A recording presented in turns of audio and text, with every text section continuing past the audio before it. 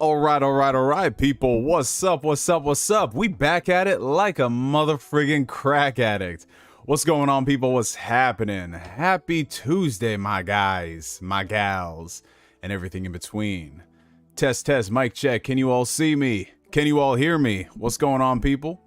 Yeah, let me just go ahead and let me drag this chat right over here to the side of the screen. There we go. All right, things are looking pretty solid. All right, let's see. Audio levels seem okay. Nothing too loud. Nothing is peaking. All right, so let's just, while we let some homies come through, let's just run down the list. Okay, starting off the list, we got Cold. Yeah, that's right, man, just We got B-Rex Media. Can't watch tonight since I'll be working, but blessings to all y'all. Oh, B-Rex Media, my brother. Thank you so much, and I hope you have a good rest of your shift, man. Oh, snap. We got Rhino242 in the building. Let's go. All the way from Orlando today. Yes, sir. This man coming at y'all from SeaWorld. Look at that, man. Look at that. Oh, snap. We got Flame checking in. Poggers, dinner and a show. How is everyone today?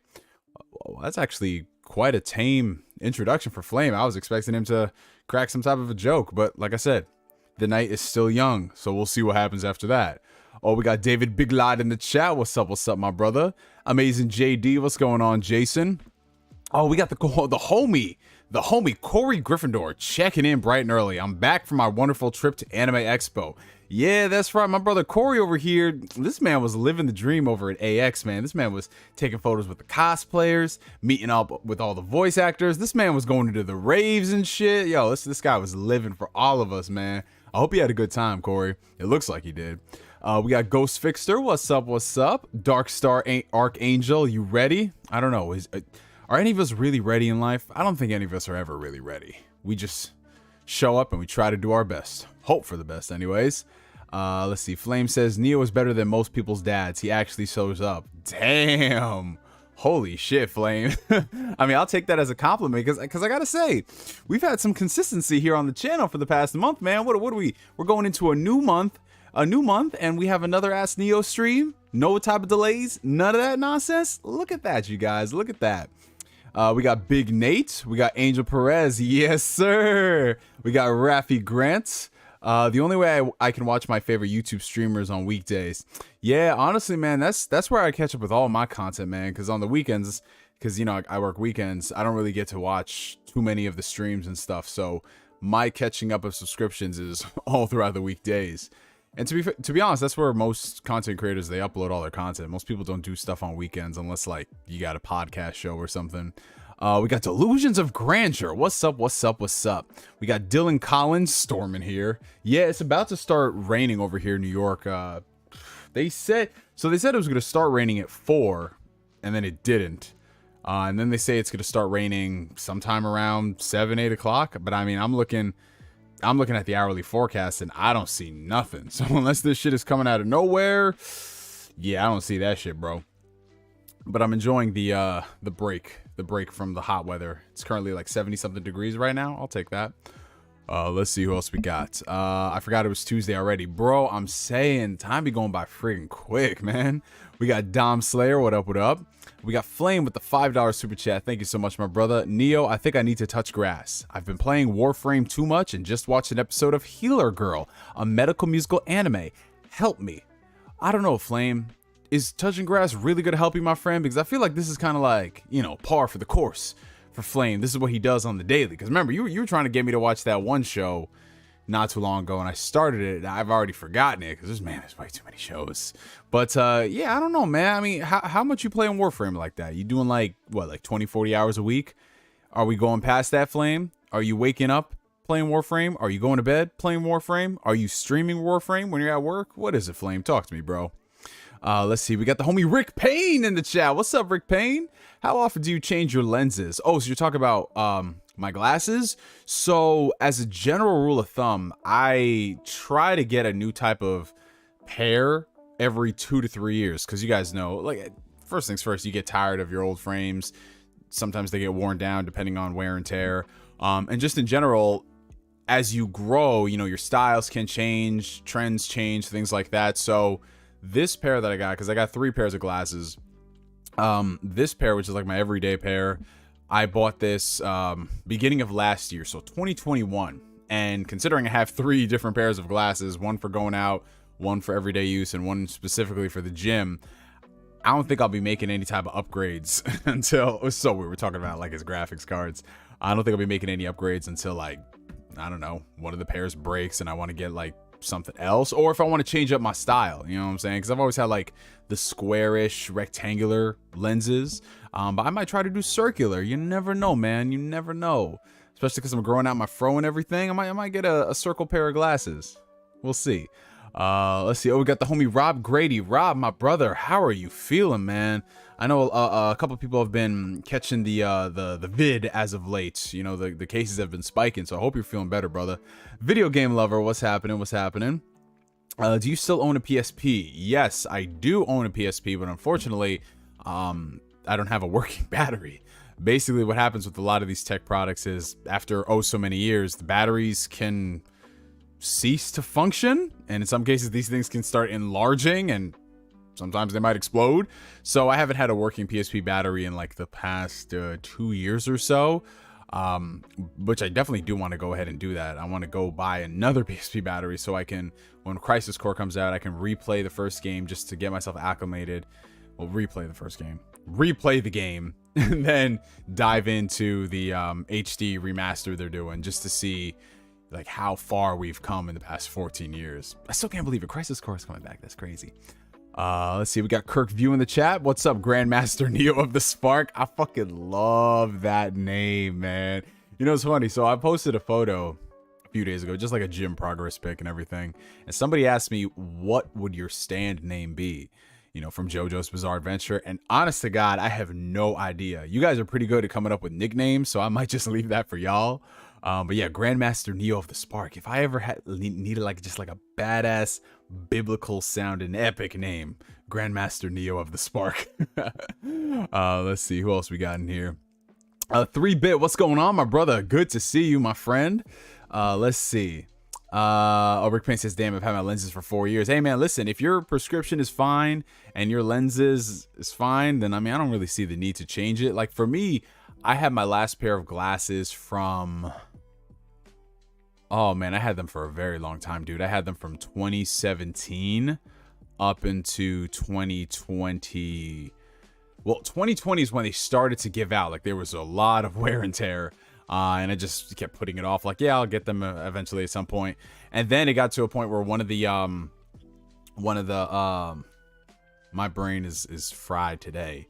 But, you know, one of the stems, the legs, the whatever, someone's going to correct me in the comment section. It's like, it's this, Neo, it's that.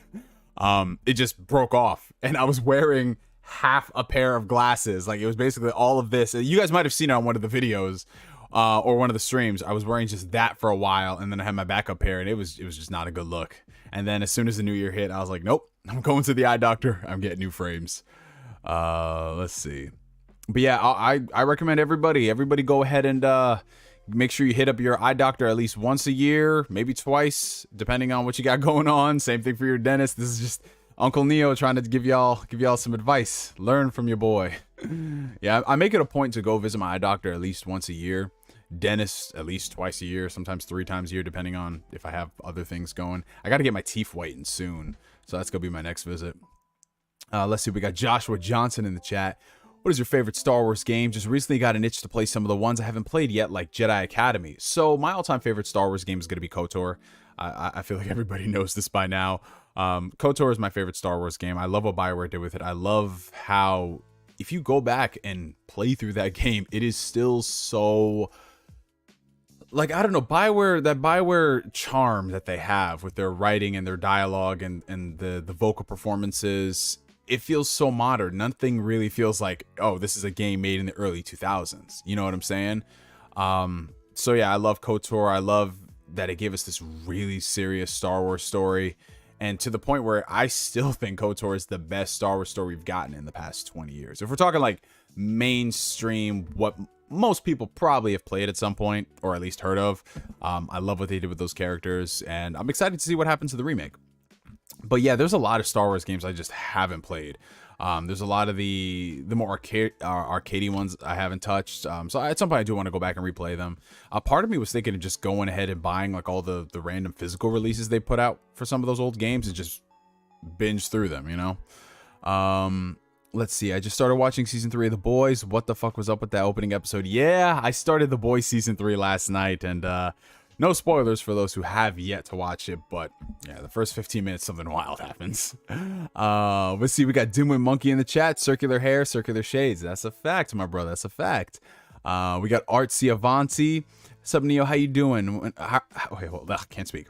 Sup, Neo? How are you doing when it comes to Dragon Ball superhero spoilers? So, unfortunately, I've been spoiled by a lot of the stuff that happens in the movie. Well, basically the money shots, the major stuff that happens.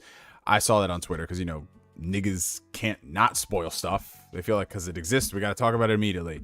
But to be honest, to me, Dragon Ball is not one of those properties where I'm so gung-ho about the story and the lore and all that other stuff. Because, you know, Dragon Ball is just not that per se. And just in general, I haven't been that excited for the Dragon Ball superhero movie. It just, the way it just looks so not what I wanted out of a Dragon Ball movie. I mean, yeah, you could say that's very like, oh, Neo, don't judge a book by its cover, but I feel like we just peaked with the way the Broly movie looked, and now we're just doing something that's like, okay, it might be good, but it just doesn't look good in motion to me. Either way, I'm going to see the movie. It comes out in theaters here next month, so that'll be interesting. Let's see who else we got here. Ventriloquist, have you been caught up on Stranger Things? No, I actually have not even started season 4 of Stranger Things. So what I'm doing right now is I'm going to go ahead and marathon the entire season 3 of The Boys, because the finale, I believe, is this week. And then after that, I'm going to start Stranger Things season 4. The reason why I'm kind of putting off Stranger Things is that there's just so much stuff going on in Stranger Things. So it's like some of these episodes are like 90 minutes long. Like, I was looking at the runtime for the entire season. Like, someone told me that the runtime is like well over 13 plus hours or something ridiculous like that. I don't know. But it's a lot of content that I got to watch for a show that, honestly, since the first season has not kept me engaged. I love the first season of Stranger Things. Second season, hit or miss. Third season, I gave up halfway through, and I at some point I ended up finishing it, but it just didn't hook me. So that's why I haven't been like super excited to watch season 4. But honestly, God, what's gotten me really interested in season 4 is just what everyone's been talking about. A lot of people are saying this is the best season bar none. And that is something that I look at like that rarely happens with some shows, you know, because some shows, if it's on a downward trajectory, it usually stays like that. And very rarely do you have you might have one season that's better than the past two, but very rarely does it come close to the best seasons. But everyone's saying, no, this season is the best. So what I'm going to do is I'm going to go ahead and I'm going to watch one of those primer videos, like just like going through everything of season 1, 2, and 3, and then watch season 4. I know I could do a Netflix recap video, but one thing I've noticed about the Netflix recaps is that it's not like the most in-depth sort of thing. You know, they show you like highlights, money shots, things like that, just to get you up to speed. But for me, when it comes to shows like Stranger Things, The Boys, The Witcher, I like to have a good refresher course beforehand. Let's see. TXK, how's it going, Neil? How's it going with you, my friend? Good to see you. Let's see. Oh, we got Film Lover in here.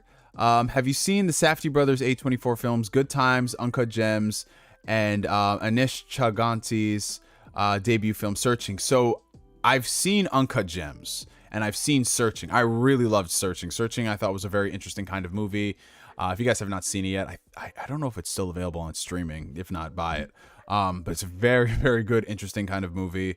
You know, Uncut Gems, I still maintain is like the most awkward experience I've had watching a movie, because all throughout that film, I felt very uncomfortable. And that rarely happens when I watch movies. Like, sometimes you might be uncomfortable if a scene is gruesome or graphic or it's just weird. But Uncut Gems, I just felt tense, and I felt like I got chills all the time. But a very, very good movie. Very, very good movie.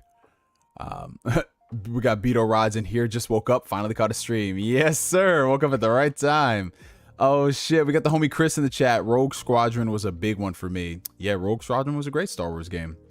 Let's see, we got Andrew James. Neo, I finally beat Persona 5 Royal after so long, and it's so good compared to the base game. You need to finish it soon. I know. I keep making progress in Persona 5 Royal. My whole thing is that, like, yo, there's just so much stuff going on in that game. A lot of dialogue, a lot of talking. I don't know. I feel like I'm at that point in my whole gaming, I guess you could say my gaming, my gaming career, where sometimes I just want to get into the action, bro. Like, sometimes I just want to get into the action. I don't want to listen to dialogue or cutscenes. And, you know, there was a time in my life where I used to live for that stuff. It's part of the reason why I can't really replay a lot of Yakuza games. Like, I had a mission of mine, I think it was like last year, to replay every single Yakuza game just because I wanted to. And I got about halfway through 0, and I was like, these cutscenes, bruh. So it's definitely one of those situations where right now I'm just all about games that put me into the action. You can have a little bit of story, you can have your cutscenes, but just let me play something. And that's the thing about Persona. There's just a lot of simulation aspects that are really good, and I love Persona, but sometimes I'm not really in the mood for that. But yeah, I know it's just like I got to. Okay, I'm gonna make a goal. I'm gonna do it before it comes out on Xbox. If Persona comes out on Xbox, and some of y'all motherfuckers who've been waiting for this beat it before me, that is a problem. So I'm gonna make sure I do it before October. Oh man. Let's see. We got Help Me 100 in the chat. We got Ladero McClappin. I'm going to the dentist on July 14th. I've got a baby tooth that never fell out, and it's pushing against my wisdom tooth. I got to get 5 teeth pulled. Ooh, Godspeed to you, my man. Godspeed to you. That is never a fun thing, but yeah, hopefully they get you hopped up on some good stuff, so you won't really have to feel that. Yeah. Stranger Things. I'm hearing a lot of good stuff, y'all. Hearing a lot of good stuff. Let's see. Oh, $5 coming in from the homie Don Otaku. I'm a little late, just like you probably were, Mayo Man. Glad to see you back on another Tuesday. Okay, well, first things first, Don Otaku. You can look at the stream start time, and it'll say exactly 6:30 p.m. Eastern Standard Time. We was on time. We started at 6:30 p.m. We had the pre-show for 5 whole minutes, and then we started the stream. Where you were, I have no idea. Probably trolling Lord of the Rings Reddit threads, because that's what you're famous for. But no, it's good seeing you, Don Otaku, man. Thank you for the super chats. Oh, now give me a minute. I gotta get myself some H2 fucking O, man. But all right. It's been about like a little over 15 minutes. We might as well just get down to the intro. What is happening, people? What's up? Welcome to another fantastic and fabulous episode of Ask Neo. Now, if y'all are tuning in for the very first time, welcome to the channel. Ask Neo is my weekly Q&A series where you guys ask me questions and I try my very best to answer them in a somewhat timely fashion. Now, there is no real flow or structure to this show. It's not like a podcast where we discuss various topics, things like that. This is usually just my just chatting stream where you guys submit your questions, I answer them as I see them. Or if there is something that really important that happened in any type of industry that we cover, we usually dedicate a particular moment in time and we speak on it. But for the most part, this is just chatting. If you want to put this on in the background while you're driving home from work, while you are at work, while you're cooking dinner, whatever y'all are doing, you know, have fun. That's what we're here for. Before we continue later on into the stream, I do have to draw y'all's attention down to the video description, considering it is the start of a new week. And it is the start of a brand new month. I just do want to give a very big shout out to a couple of individuals. If I can find where I put this tab right here. Where did it go? Where did you go? Hold on. Now all my tabs are disappearing. What is happening here? 1 second. I know I had it here. Okay. I thought we almost had some reverb going on. Anyway, so considering it's the start of a new month, I want to give a huge shout out to all of my patrons, in addition to people who've signed up for the YouTube membership, for y'all's continued support. So starting off the list, some people might be here, some people might not be here. Either way, I want to thank you guys so much for your support. So starting at the top, we've got Fostings1, Daniel Pack, Chris Forth, TXK, who's joining us tonight, Mexican Zoidburg, who might pop his head in here, depending on how long we go on for tonight, AmazingJD, who's also watching, thank you so much, Jazzy Jefferson, Slixro, PierretheGamer, Justin March, Gian-GianThaDon, Clifford Pena, Zack Rodriguez, the homie Flame, who's also joining us tonight, Marcus Doyle Terrell, Don Otaku, who's unfortunately joining us tonight, DIMWITMONKEY, Colin, my boy, Darius Chappelle, and Naruto AST. So thank you guys so much for your support. If you guys do want to become a member, links down below in the video description. And other than that, you guys, thank you guys so much for coming through to the stream. I don't ask for much outside of just hitting that like button. Helps out the channel tremendously. And yeah, enjoy your stay while you're here. Alrighty, so let's see. All right, going back down the list. Okay, so a lot of people are asking, like, what are my thoughts on the Trigun reboot? So honestly, I'm very conflicted on it. When I heard reports that they were going to do like a CG Trigun anime, I was on the fence, considering Japan's track record when it comes to CG productions. They are not the greatest, whether it's live action or whether it's animation. But I'm willing to give most things a shot if the story is actually really friggin' good. I saw the trailer for the Trigun reboot, and I honestly, like, I looked at the redesigns, I looked at the flow, the motion of everything, and I think that it looks good, but I'm not sure as a Trigun fan if I'm 100% on board, which is why I'm waiting for the show to come out before I give my full thoughts and opinions on it. But as it stands right now, I'm like cautiously optimistic that maybe it'll be good. But given Japan's track record, if it bombs and it's terrible, I'm like, all right, I didn't have much of a stake in this. But yeah, Trigun in general is a very good anime, classic anime. If you guys haven't seen it before, I think it's available on most streaming platforms, and it's actually one of the first anime that Johnny Young Bosch became famous for. So there's that little nugget of history. Let's see who we got. We got Pissed Pie in the chat, who also asked about Trigun. We got Ryan as well. Let's see. Okay, so we got Hugh Sun. Hey Neo, is Witcher Season 2 good? I watched the first season and I wasn't hooked. So I enjoyed the second season of The Witcher. I enjoyed a lot of stuff about it. I know sophomore seasons for shows are very difficult to nail, considering, like, if you have a really strong first season, or if you have a lukewarm first season that didn't hook a lot of people.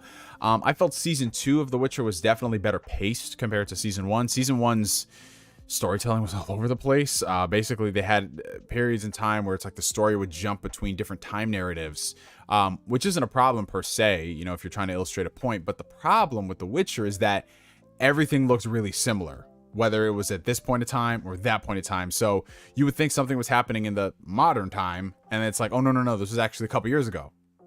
Wait, what? And it would be like seamless leading into the next scene in a modern era. So there wasn't really much of a distinction going on, which led to a lot of people being confused. The second season is a lot more linear, and I had fun with it. I'm interested to see where they take the rest of the story, because, you know, The Witcher is just such a, like, grandiose universe. There's so many things that they could pull from, and as someone who hasn't read a lot of the books, I've only read a couple, I want to see if they're really going to adhere more to the books, or they're going to continue doing this interesting hybrid of the two, where it's like, okay, we have some book stuff, but we also have some game stuff as well, and then we're also doing our own thing as along the ways. But I enjoyed it. Henry Cavill is great as always. All right, let's see who else we got. What's with the lack of DLC on Dragon Ball Z Kakarot?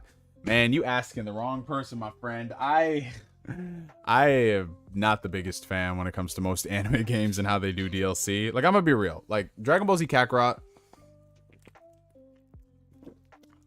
shout out to the homie Artsy Avanti. He's joining us tonight. He donated for us to play that on stream, because he's like, yeah, you know, like, let's give this game a chance. Let's see what it's hitting for.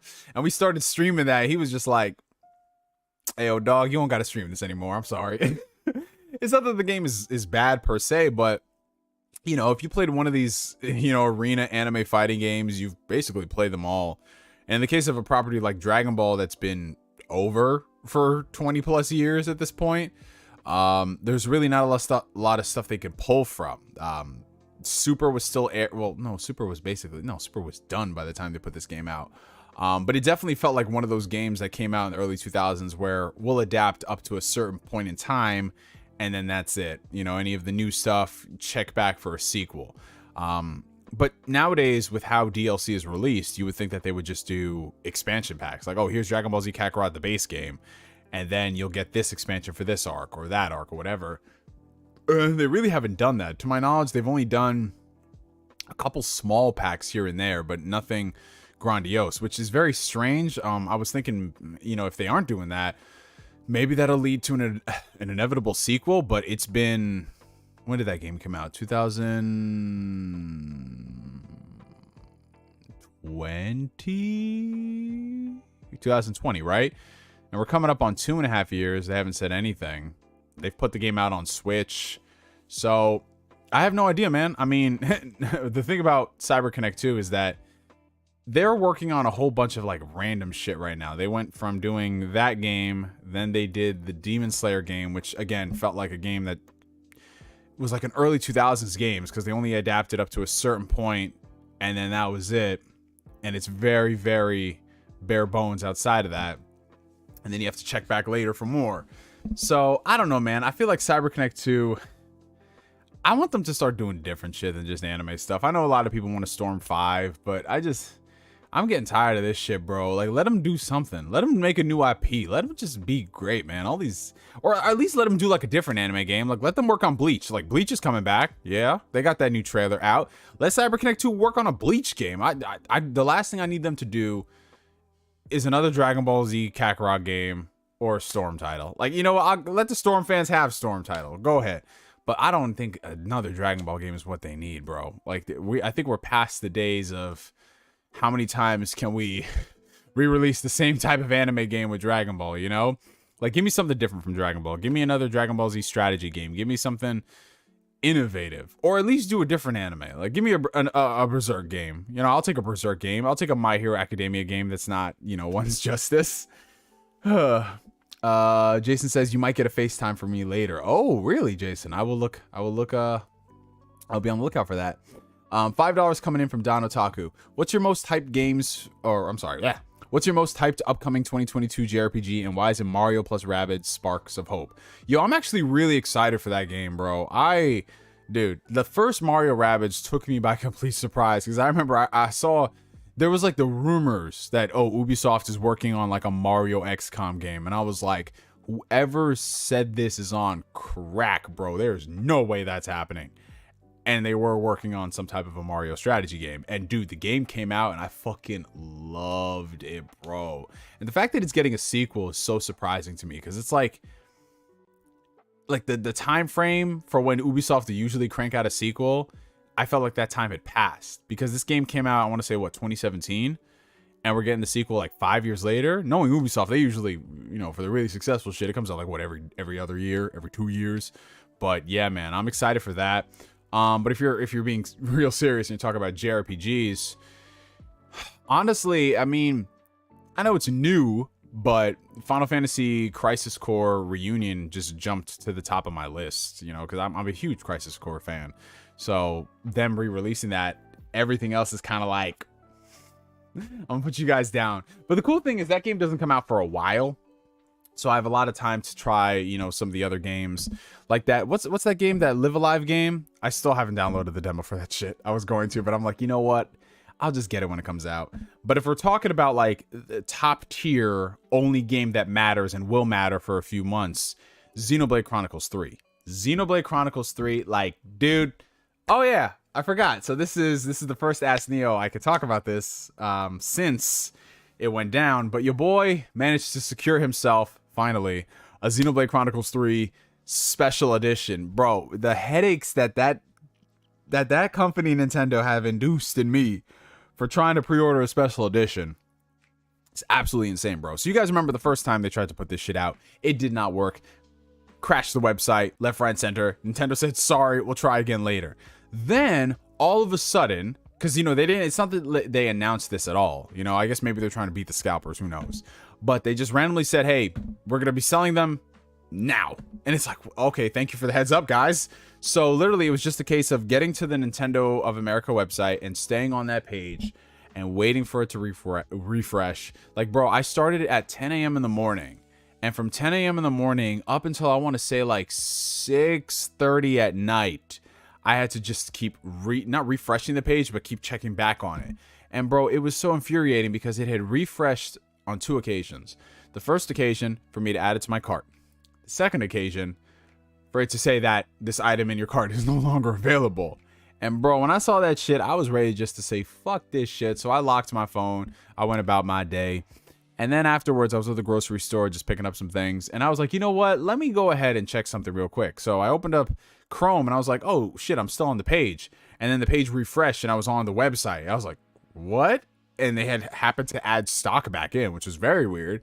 But after that occasion, I was able to check out, place my order, and I was set, man. So yeah, I don't know how many of y'all were able to pick up that Xenoblade, but I got a copy of it. I'm excited for the game. It comes out at the end of July, which, you know what the funny thing is? I could have sworn that that game was coming out. I don't know why I thought that game was coming out on the 15th for whatever reason, because my birthday is not this Saturday, but next Saturday. So I would have been like, yo, perfect. I already got my days off at work lined up. I'm about to be binging Xenoblade for 3 days, bro. But yeah, no, it comes out at the end of the month, which isn't a big deal. That's just 7, 14, 21, 22, 23, 24 days from now, which is not too bad. Look at that. That's like 3 Ask Neos. 3 Ask Neos. We can make 3 Ask Neos for Xenoblade. Now, whether or not we're going to get another Ask Neo after that remains to be seen. But yeah, I'm so excited for Xenoblade, man. I can't wait. Oh, appreciate that, J-World. Thank you so much, bro. And J-World went ahead and hit me up with a $1.99 super chat. Remember when you did DBZ Abridged back in the day? Oh yeah, that little project that we did for our, like a whole, like what, 2-3 episodes? Yo. But everyone was trying to make an abridged series back in the day. That was fun, man. Oh man. Let's see. What'd you think about the Bleach trailer? I mean, honest to God, bro, I watched that Bleach trailer and I'm not a Bleach fan. I don't pretend to be a Bleach fan. Most of Bleach, in my opinion, is pretty fucking mid outside of the fights. But I'm excited for the Bleach fans. I'm excited for the Bleach fans that they finally get what they want. It's taken like what 10 years now? Has it been like 10 years since the Bleach anime ended? You know, so for them to get what they want now and it looks really good, I'm happy for you guys. I'm happy for you guys. I hope this lives up to everything you guys have been looking forward to for a whole decade. And yeah, we'll see what happens, man. I might just go ahead and watch it just for the sake of it. Like I don't care about Bleach's story, but I might watch it if the animation stays clean, you know. $2 coming in from the homie Saeed Johnson. What's going on, my brother? Will you be watching Dragon Ball Superhero? Yes, absolutely, man. We got to squad up. We got to squad up in the city for that shit, bro. Yeah, it's coming out, I think it's what, middle towards the end of August, but not like the tail end of August. So yeah, I'm gonna watch it. I mean, I'm not gonna pretend I'm excited for that. You know what I'm saying? You know, I just I'll watch it. I'll see what it's hitting for. I didn't know there were so many fans of Clorox. Yeah, absolutely, bro. A lot of fans of Clorox. That was one of one of the first like Bleach jokes I remember seeing online. You know, oh, you're a fan of Bleach? You like Clorox. Lord King David, my guy. What's up, my brother? What's up? Notice how none of us say Dragon Ball Superhero. Yeah, because that's a fucking mouthful, man. Dragon Ball Superhero. Why they gotta come up with these names? I know they're trying to brand it as part of like, because you know it's not just Dragon Ball anymore, it's Dragon Ball Super. That's what it is for this generation, so everything is branded under that. But man, like, come on now. Oh, $5 coming in from the homie Chris.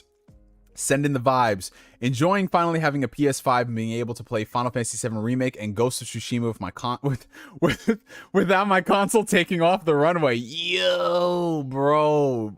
First things first. I mean, I already told you this in the DMs, but congratulations on getting a PS5. But yeah, dude, you guys never realize how good we got it with these new consoles until you try to go back to the old ones. Now, people who are playing on the old ones right now, they might be like, yo, listen, man, I don't know what y'all talk about. But when you upgrade to that PS5 and that Xbox Series X and you go back to the old ones, like, fam, I still got my Xbox One X, right? And I remember one time when I was over at my brother's apartment, because he used to use it as a media device, right? And I remember I turned that console on and I was like, damn, consoles always took this long to power up? Yo, bro. And just how long it took to do literally anything, like navigating the menus. And dude, that PS4, bro, when my sister is downstairs playing games, I hear that thing start to tick up. I'm like, oh man, that's how we used to be living. That's how we used to be living, man. So yeah, well, some people say like, oh, I don't see the need to get a next gen console because there's no real games I want. trust me on this. If you can upgrade your consoles for the speed, for like just everything you get out of that. You know, the console's not sounding like jet engines and shit. Oh god. I'm watching on YouTube from my Xbox. Yo, this man's the king, the GOAT. This man, what you got for dinner tonight? What you got for dinner tonight, my man? What you eating? You always eating swell. Facts, it's tough going back to my 3 PS4s. Yo, you know what? That's kind of why I bought a Series S, because originally I was going to use my Series... I have my Series X in my main setup. And then I was going to use the 1X if I was ever downstairs, maybe if I wanted to get some gaming in. Bro, I said bump all that noise. Let me get that Series S. Let me put that there, and at least I have the SSD speeds. I got those SSD speeds, so everything is buttery, silky, smooth, man. I can't go back to a standard hard drive on a console. No, sir. Oh, you got salmon tonight? Oh, man, salmon. How's it cooked? You blacking that? You blacking that, bro? Man, I haven't had salmon in like... I haven't had salmon in like 2 weeks. I need to have salmon this week. Thank you for reminding me. I try to get in at least like 2 servings of fish per week. You know, fish is very healthy for you, man. Well, depending on how you cook it, of course.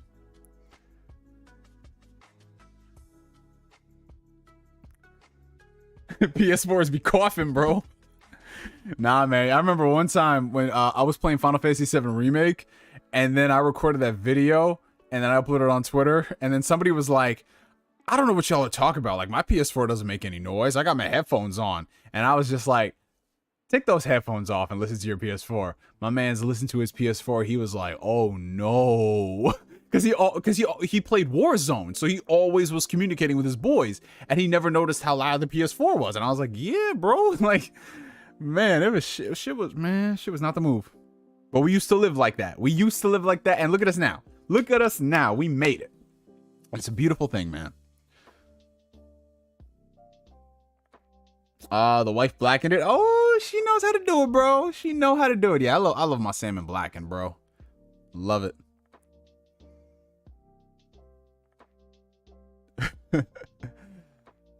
Learning effects made me laugh at Citizen Kane, the beginning of the movie. It has this scene that looks like from Scooby-Doo with a spooky mansion. I played the original Scooby-Doo opener. Yeah. If you look at like really old movies and how they pulled off certain scenes, it can look kind of comical. But, I mean, that's just a product of the era, you know? Gaming is in such a good place. If only Nintendo caught up. Leo, listen. You leave Nintendo and their 1998 servers alone, man. Gotta get my sushi fix soon. Facts, bro. I haven't had sushi in months, man. It's time for me to take a trip. It's time for me to take a trip to the buffet spot. That fresh, ready to... Oof. I'm ready, man.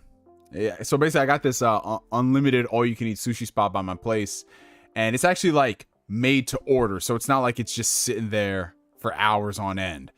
It's dope as hell, man. You pay like 28 bucks.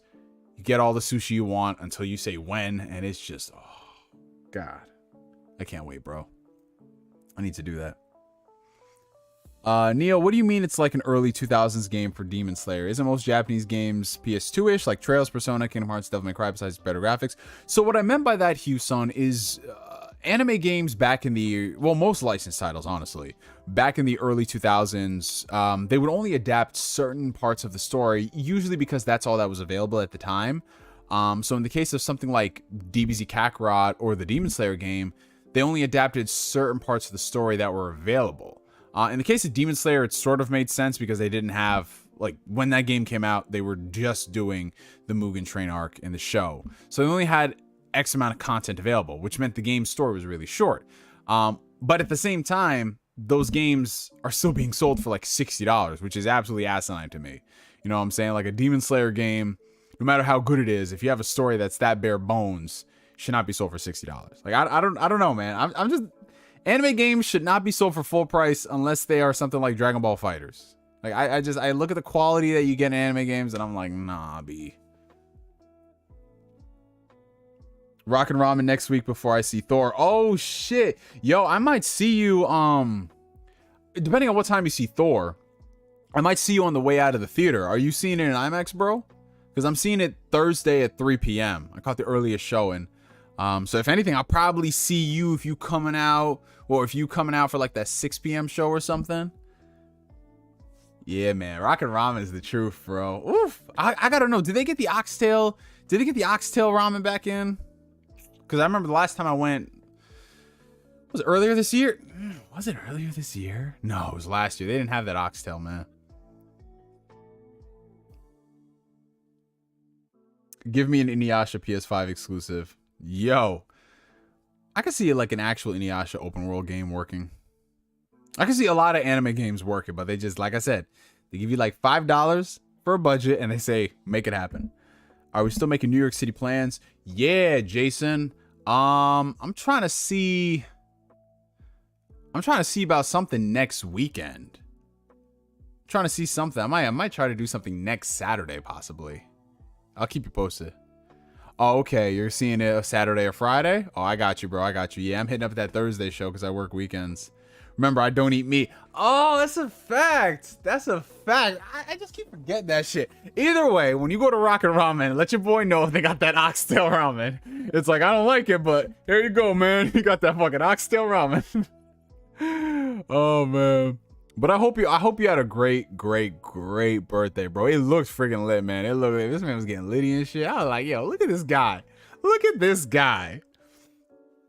Oh yeah, so apparently there's this rumor floating around that Nintendo might release that Mario Kart Tour game on PC. Ayo, listen. If that ever does happen and that thing is a success, I'm gonna need everybody, even if they don't care about it, to go and download and support that game. Because if that game sells millions, it's gonna be like Jim Ryan, and Jim Ryan's like, well, what do we have here? And they gonna start putting all their other games on PC. I mean, that's not gonna happen. We ain't gonna see something like, you know, Breath of the Wild. But it's chance, depending on who's the leadership, whoever gets in there, they might be like, you know what? We'll fuck around and put this game. But honestly, honest to God, if a Mario Kart game does come to PC, that's just because, you know, it's a multiplayer title and they're trying to expand their player base and blah blah blah. And they could take a loss on that in terms of, if it's available everywhere, you know, versus you're going to come to our console to play Mario Kart 9, you know?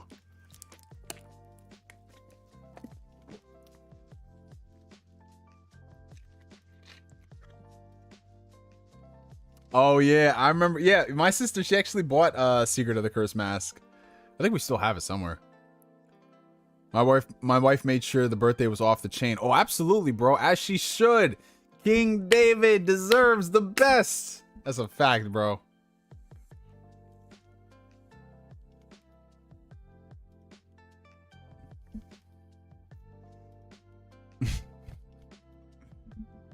Neo doxed himself. We all go into the IMAX theaters at 3 to find him.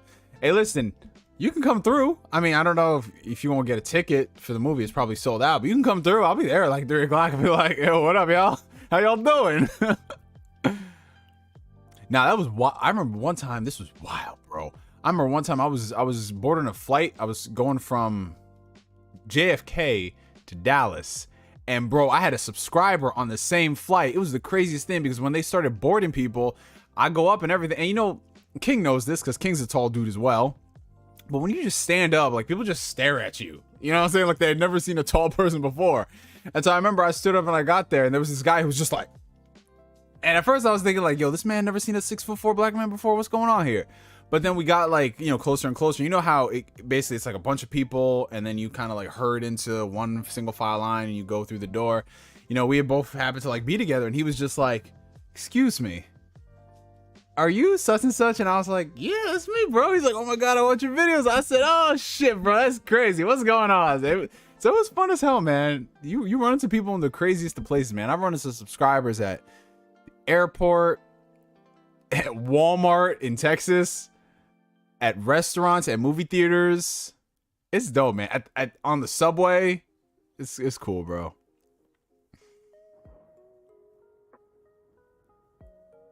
Neo, have you ever had a friend who swore Mario wasn't a PlayStation game?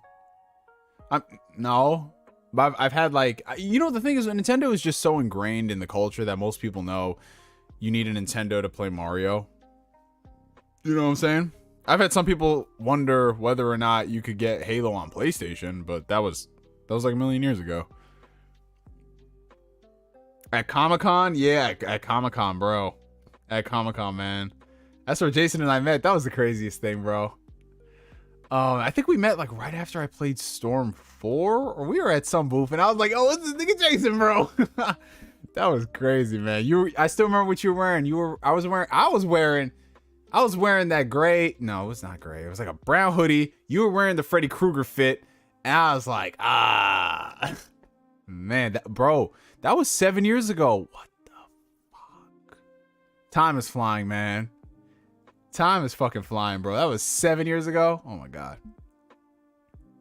It's wild when someone recognizes you. Yo, I'm not gonna lie. When King and I first met, that was the funniest thing. Because I was like focused in the zone. I wasn't really paying attention to nothing. And then I see this big black dude come up to me, and I was just like, what the fuck is about to happen? And then I registered. I was like, oh shit, it's King.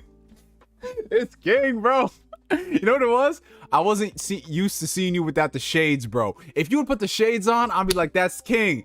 And you took the shades off. I was like, I've never seen this man before in my life. Who is this man? Oh, man. Oh, we got $9.99 coming in from the homie John McKinney. Thank you so much, bro. If you could keep 2 things from the prequels and change 2 things, what would it be? I'd keep Ewan McGregor as Obi-Wan and Ian McDermott as Palpatine. I'd cast Christian Bale as Anakin and Charlize, I assume that's Charlize Theron, as Padme. Okay, so you stuck to castings. Honest to God, bro, I would keep the castings that they have now, because I don't necessarily think the actors were the problem. I just think it was the script and the direction for the prequels. Like, I feel like Hayden, given a more competent script, could have given us better performances. But honest to God, like, even Ewan McGregor, there was only so much he could do for some of those lines. So yeah, Christian Bale would have given a better performance, but there would still be lines like, you know, I hate them and you will try, you know, like. So for me, as far as keeping 2 things from the prequels, I would keep the cast. You know, I would keep the cast fine, because I don't think the cast was necessarily a problem. If I was to change something, I would definitely give more build up towards Anakin turning to the dark side, because that's one of my biggest issues with the prequel movies, and I just rewatched them a few months ago. The Anakin's turn from the light side to the dark is so abrupt and rushed, and that you don't really ever, it doesn't grow on you. It doesn't feel like there's this character that's been built up throughout these movies, and then when he turns, it's heart-wrenching, and the degradation of his relationship with Obi-Wan Kenobi and him seeing through the lies of the Jedi is like, that should be stuff that really hits hard, and it doesn't. It falls flat. So for me, I would definitely give more build up to Anakin. In fact, I would do something different. I would, instead of, because my problem with Anakin is that, like, he had only 1 movie and then boom, he's evil. So he had like a movie and a half, right? I would have started Phantom Menace with Anakin. Right, I would have started Anakin at that age where he's training with Obi-Wan Kenobi, because I feel like having Anakin as a kid in Phantom Menace, even though the whole point of it was supposed to be like battling for the soul of Anakin and blah blah blah, Anakin is a different character by the time you see him in Attack of the Clones, and you know Attack of the Clones is not the strongest when it comes to writing, so you don't really grow with the character of Anakin, and so by the time you get to Revenge of the Sith, it's like, who is this character? Like, what is going on here? So I would definitely give more background to Anakin, and that's something that the Clone Wars TV show did really well. It developed Anakin's character, and by the time you got to Revenge of the Sith, it helped fill in the gaps. But that's my biggest problem with supplemental material, which is what the Clone Wars series was. You shouldn't need supplemental material for something that is as big as Star Wars, right? It shouldn't be something, it should be something that you already get, and then with Clone Wars, you'll get more of that. Whereas Clone Wars was doing all the heavy lifting when it came out to those character beats between Anakin and Obi-Wan, and Anakin and Padme, and everything that was going on. So, yeah, I mean, like, so Jason says there are some hints of darkness, like when he kills the Tuskens, but yeah, that's it, bro. That's it. Like, there's never this whole, like, okay, Anakin is this person, then he's questioning things, then it goes deep down, dark, evil. It's literally like, okay, He slices off Mace Windu's hand. What have I done? Now I'm evil Darth Vader. Like, that's literally what it was. He went from being like, I'm turning over the Chancellor to the Jedi Council to, I need him. Now I'm evil. I'm going to go slaughter children. Like, on a dime, there was that switch. And it was the most, like, whiplash sort of thing. I was like, what just happened here, bro? So, yeah, I would definitely add that. And honestly, like, a lot of it is just, I would add more to it. Like, I don't necessarily think you needed to have a different villain every single movie. Like, the first movie is Darth Maul. Second movie is Dooku. Third movie is Grievous, who's there for, like, 10 minutes. You know? Like, I feel like you can have Palpatine be the big bad in the shadows, but develop Maul. Like, Darth Maul is just an attack dog. He's literally just an attack dog in Phantom Menace, and then he becomes a character in Clone Wars. Same thing for Dooku. Dooku is there. He has some good lines because, you know, it's Christopher Lee. He's the GOAT. Rest in peace. But then that's it. And then he's killed. I was like, what the, you know? So but it's just the whole prequel thing in general, you know. Just Let's see. $5 coming in from Blue Senshi 19. How you doing, my good Mayo loving dude? Sad to say I caught COVID again. Outside of that, I'm doing good. Going back to work on the 13th.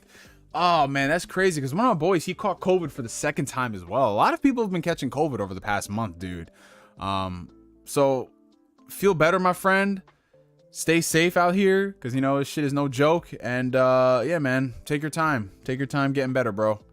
Enjoy this period of, I can't even say rest and relaxation because, you know, you could be fighting this. Tagged you on Twitter. Oh, let me see what King David said. Let me see what he said. Watching a great show. Why would you use that photo of me though? Oh no, King. King used this photo of me, y'all. He used this photo. I can't hold on. Let me. Oh, King used the worst fucking photo of me. Why would you do that? Liar. King used the worst photo. He used the photo of my jaw wide open like this man was gonna feed me salmon. Like, I'm done, bro. I'm fucking done. This is life. Yes, it is life. Yo, what you drinking? What is that? All right, this is the photo. This is the photo he used. Look at that photo. Damn, my head is almost as long as that wine bottle. This is crazy. Oh shit, that is looking good. Oh man, I'm seeing some 360 games in there. I'm zooming in on this man's shelf like I'm fucking a Phil Spencer shelf watch video. What's there? I'm trying to see. It's kind of blurry. Is that? I thought that was Unreal Tournament 3 for a second. I don't know. If I managed to, hey, look, there's a dog in the background. Well, that wine does look pretty good, bro. Just peachy. Just peachy. Neo's hungry. He needs food. I'm actually doing pretty good.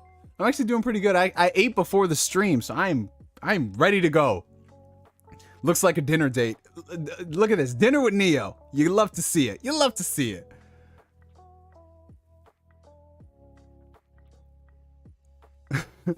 Have you been to the Bay Area before? Yeah, I've been to the Bay Area. It's been a while though. It's been like 4 years.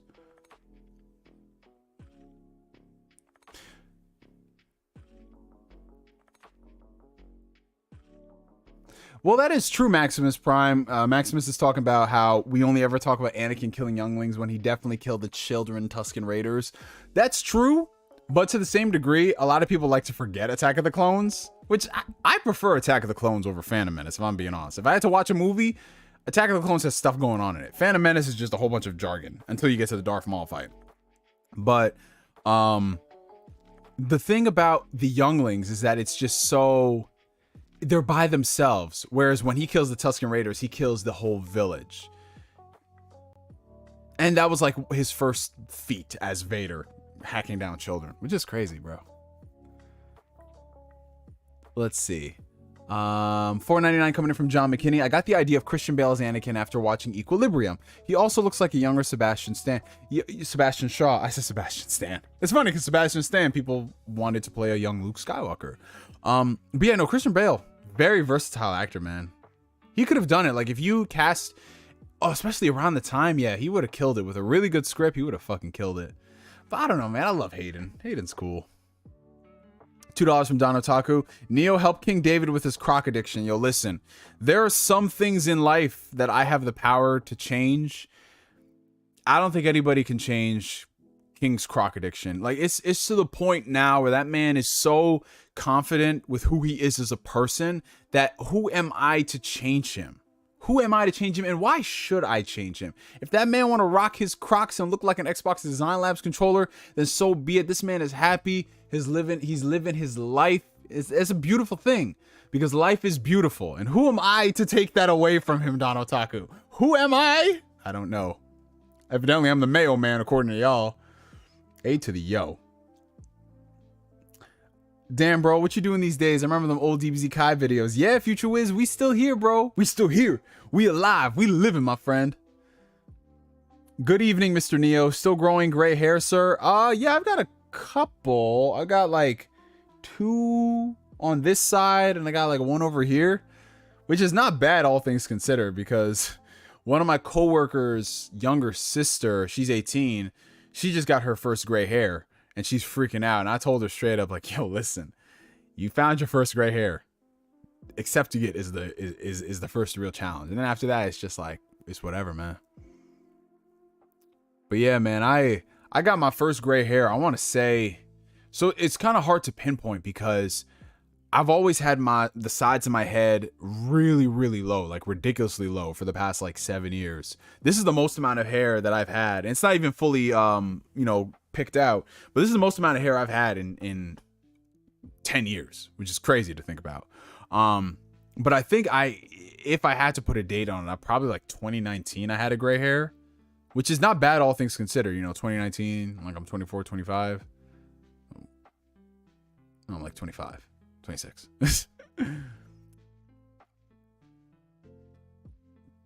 Did you have mayo with that by any chance? No, I did not have mayo with the food I just ate. I had a protein shake and I had a peanut butter sandwich. Hey, what's going on, Maddie? How you doing, bro? This man was getting those gains. I respect it. I respect it. Hey, Neo, when does your Steam Deck come in? So it should be here. Oh, fingers crossed this Friday. Hoping to God.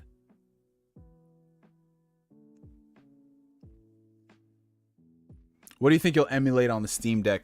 I don't really think I'm gonna be doing a lot of emulation with the Steam Deck. I mean, I know a lot of people love it for that, but man, honestly, for me, I'm telling you all the exact reason why I bought a Steam Deck. I bought a Steam Deck just so I could play RPGs that ain't on the Switch, right? So I'm talking about Chrono Trigger. I'm talking about the majority of the Legend of Heroes series. I'm talking about, well, obviously Persona's coming, so I would have used Persona 4 Gold. And even though I have it on the Vita, I would have had it on the Steam Deck because I'm like, haha, it's back. But yeah, I'm going to be playing a lot of JRPGs. I'm going to be playing through a lot of games that came out in like the PS3 360 era that I have on PC that I just never touched, or I've always wanted to go through, but, you know, I just wanted to wait until I had a time where I wasn't playing a lot of other stuff. So yeah, the Steam Deck is going to be like my Steam backlog / JRPG machine.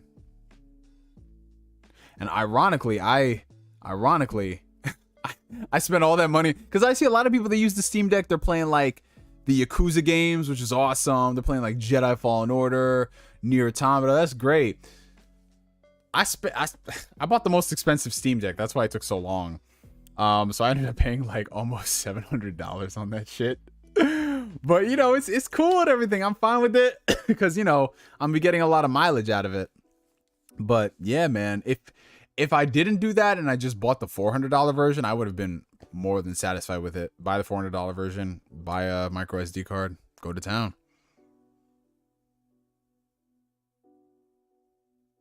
I remember a video with you saying, gotta go see my girl. You still with that girl? What video was that, Future Wiz? Because if that was like 2009, 2010, bro, nah, that was a while ago. Hey, Pierre, what's going on, bro? Yeah, no, embrace the gray hairs, my friend. It is a part of life. It is a part of life, people. I might install Windows on that Steam Deck, man. I might. But low-key, I think I'm just going to use the Steam Deck as is for the first month or so while I go through some games, and then I'm going to start experimenting in other stuff. Because when you think about it, the Steam Deck is kind of like an interesting way to get into PC gaming. I mean, obviously, it's not to the same degree as owning a desktop and, you know, getting 4K, 120, 140 hertz and all that. 240 hertz in some cases. But it's like a nice little entry thing for a lot of people out there who's like, I want to get into PC gaming, but I want to baby step my way before I buy a full-on like $1,200, $1,500 rig. At least you got your hairline, Neo. Yeah, that's something I can be thankful for. I mean, I got a really big 5 head, you know, being East African, but you know, we keep the hairline, man. I'm going to so right now I'm only going to the barber like once a month, just to get everything shaped up and everything is growing accordingly, because it wasn't as if I cut off all my hair and I was just regrowing it. So basically what happened was, because you guys know, I've always had more hair on the top, and I've done like frohawks, I've done like mohawks and things like that. But the sides have always been like bald or near bald or faded. But for the past 6 months, I've basically been growing out the undercuts. So if you look back at like the beginning of the year where my hair was growing in, it was growing in kind of patchy in some respects because, you know, hair hasn't been there for a very long time. So what I ended up doing was just going to my barber once a month to get everything straightened out.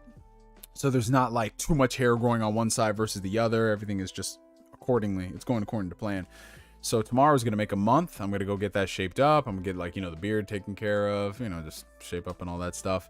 And then from there, I don't know. So originally, like right now, I'm just growing out my hair to grow out my hair. I haven't had this much hair, and it's kind of fun just having different styles. I haven't settled exactly on what type of a style I want to do. I do know I want to curl it up at some point. But who knows, if I keep growing it for like another year, I might get dreads. Who knows? But right now I'm just growing out the fro. That's it. Yeah, 2010 Future Wiz? Nah, man. Nah. If I was with a girl since 2010, man, I would have been married to her at this point, bro. Nah, your boy Neo is chilling solo dolo, y'all.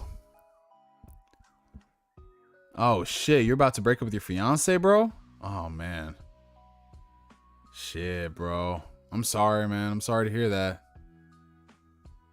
How much you pay for your haircuts on average? So my barber charges me $25. He charges me $25 for a haircut, and then he also does my beard as well. And then obviously, you know, I tip the man. I tip my barbers really well, so I always give him like 40. But yeah, most of the haircuts around me average anywhere from between like 25 to like 40-ish, depending. Gone are the days of us paying like $10 for a cut. Oh yeah, man, I'm East African, bro. I am Ethiopian.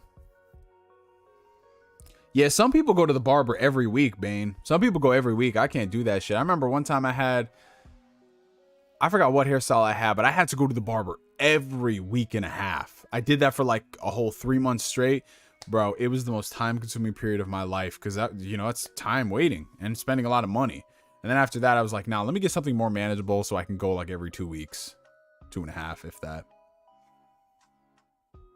$5 coming in from Don Otaku. What's the bare minimum Switch Pro would have to do for you to buy it now that you have a Steam Deck on the way? Honestly, bro, just be competitive from a power perspective. Because that's the thing. If Nintendo comes out with a Switch Pro and it runs basically like you know how the PS5 and the Xbox Series X, if the developers allow it, they will let the games run uncapped, better frame rates, better resolution, sometimes do a patch.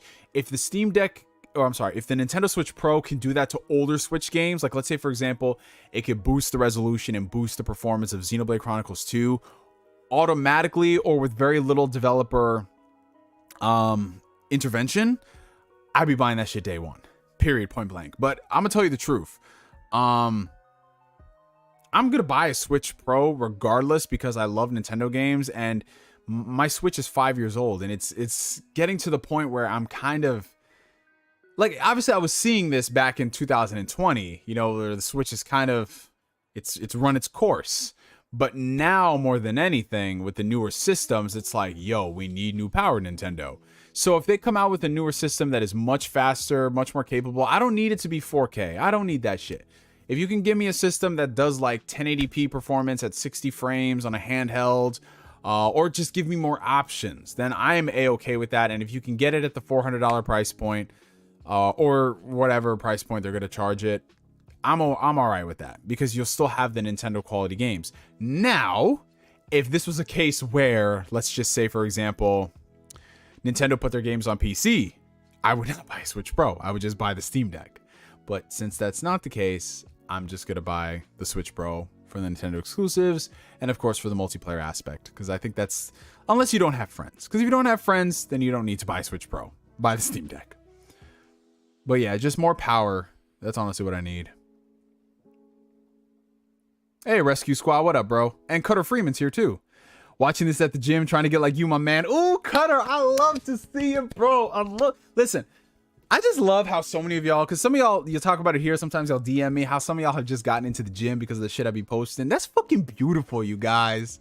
That is fucking awesome. Because honestly, sometimes that's all it takes. You see someone doing something and you like that person and you want to do the same stuff as them. That's fucking GOAT, man. That's awesome. Y'all keep killing it. Y'all keep fucking killing this shit. Man, I'm so happy. Playboy Khalifa says, get your hair curly and long first, then get dreads, because after that you're stuck with them and you can't style mostly. Okay. I appreciate the advice, my friend. Speaking of waves, speaking of hair, I'm trying to get waves. Go for that, Elijah. Do that, bro. Wow, haircuts are $2 in Tanzania? Jesus. Could you imagine that? You go to Tanzania, pay $2, you get the sickest cut of all time. Alex says, I noticed my barber raised his prices after COVID. Yeah, same here. My barber used to charge me like 20. And that's what I was paying, not counting tip, for a while. And then after, it was 25, which to me is not a big deal. You know what I'm saying? Because basically it's like, okay, that's like an extra $10 added to the month. And the thing about services like going to the barber who got you looking nice and right, and then you could translate that energy to other aspects of your life, like looking good on camera, looking good for the honeys, looking good at work. Like, I'm fine with that shit, because it's a craft, it's a skill, bruh. Now, if he like double or quadruple the prices, that's a little different. Oh, Mexican Zoidburg, what's up, bro? The price of these damn haircuts these days made me invest in a razor. Yo, listen, honestly, like, depending on what kind of haircut you got, you gotta do what you gotta do, bro. I'm very spoiled in the sense that, like, I'll always go to my barber for everything. Like, my facial hair right here, I don't touch my facial hair. I don't touch my facial hair at all. I let my barber take care of it. I do have a razor, and from time to time, every now and then I take care of it. But because I'm in like a growing phase, if you will, I just let everything rock, man. I let everything rock. I let my barber take care of it. And then if it ever gets to a point where I'm satisfied with everything, that's when I'll go ahead and do this stuff by myself. But for me, a little bit of scruff on my beard right here is not that big a deal, you know? Pizza. What's going on, Gabe? Good to see you, bro. Yeah, I really hope the Switch Pro does have some type of an upscaling. It needs some upscaling technology, bro. And if it has like retroactive tech in there that can make the older Switch games look and run better, oh my god, bro, that's the dream. Can you guys imagine? Can you imagine Xenoblade on the Switch running at like native HD resolution? It's the fucking dream. It's the fucking dream. No more 392p. It's the fucking dream.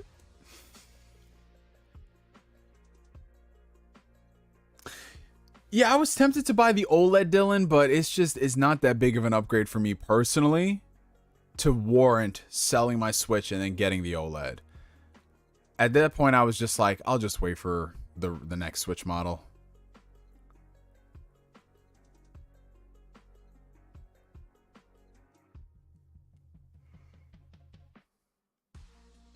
Going to Disney World this week, having my son make his own, but debating on also getting a lightsaber.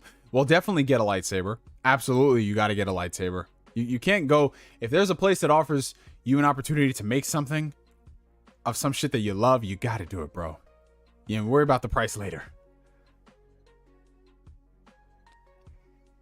Damn, your barbers, y'all's barbers raise your price up crazy, man. That's wild. 20 to 30? Mine only raised it like $5. I had dreads for 6 years, but then I cut them off. Now I'm bald as hell. Don Otaku, you had dreads?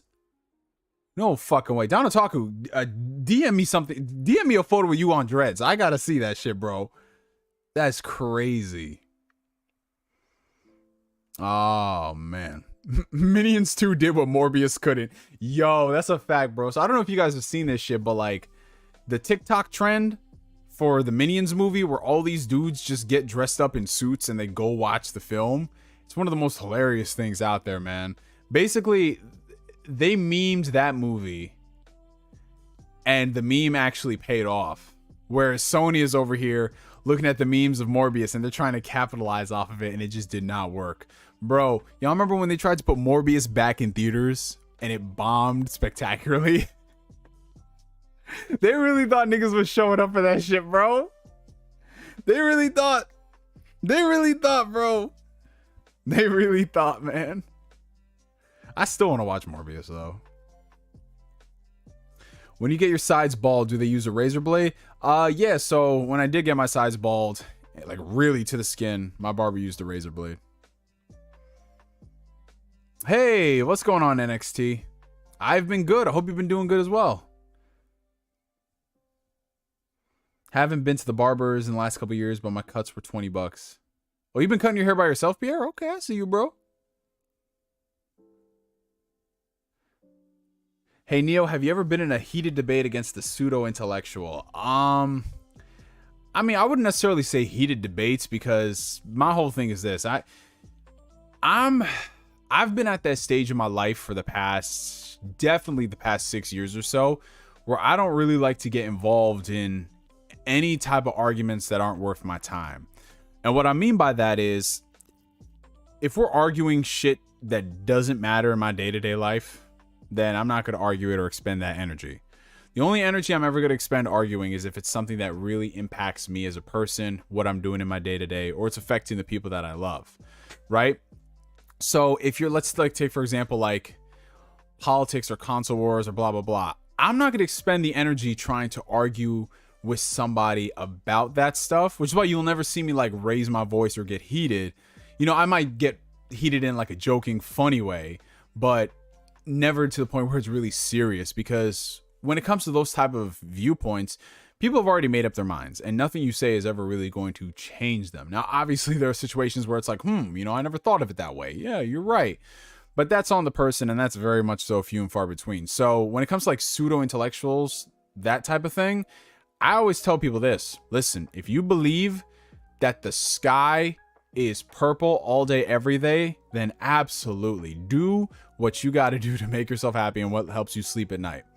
You know, like those type of things, that type of energy, I don't want to get involved in. I'd rather take that energy and spend it literally doing anything else. Whether it's hanging out with you guys, hanging out with my family, my friends, going to the gym, playing video games. I don't know, man. Other most important shit.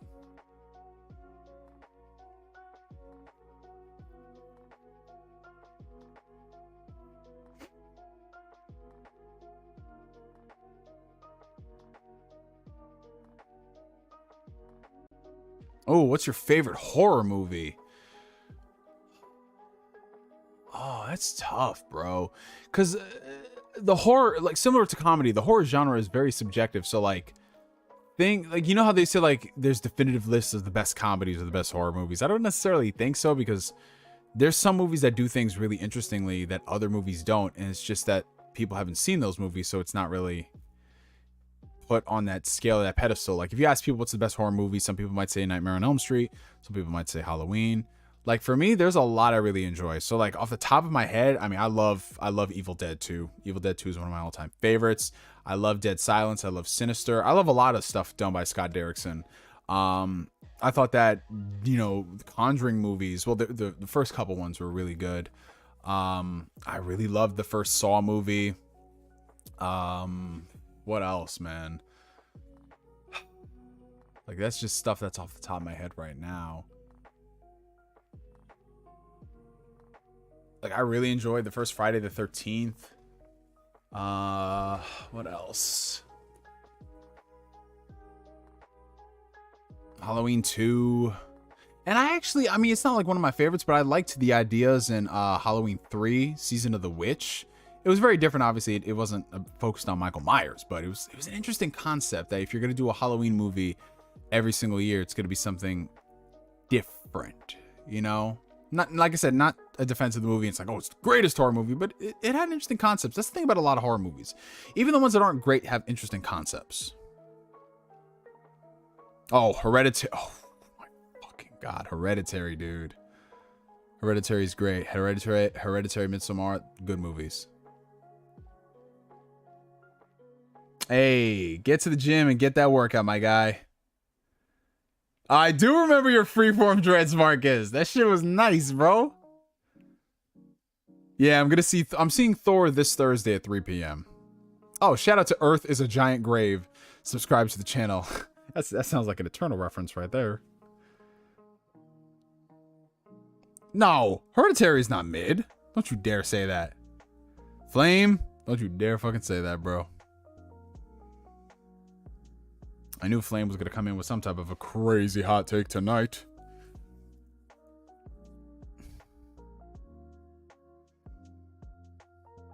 I forgot to mention the wedding is in 2 weeks. My girl is Tanzanian, but I'm in America, so far away. So I'm chilling. When the fallout happens, I'm going to be enjoying them tears, bro. Yo, what the hell happened, Future Wiz? That's wild, bro, because you said like you were engaged and then now you're not engaged. Like, what the fuck happened, dude? NKDN, what's going on, dude? Damn, y'all didn't like Midsommar? Something like Midsommar and Hereditary? Oh, no. Y'all killing me right now. How you do that? Future Wiz in a soap opera. Yo, absolutely. I need to hear the background of this story, bro. Neo, do you ever watch VTubers? No. I still to this day don't have any idea what a VTuber actually is. Like, I look at like clips on Twitter and I'm like, what is this? Like I said, I'm at that age, man.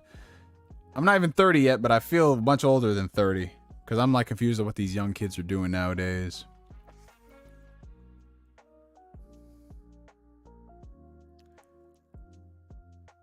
The Witch is great.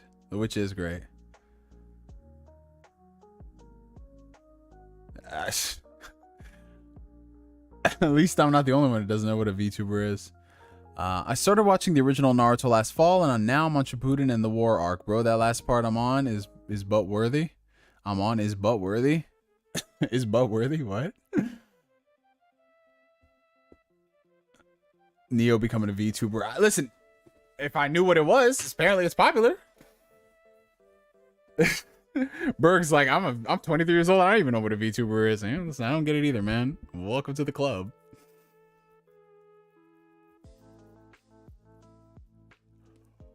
Oh, man.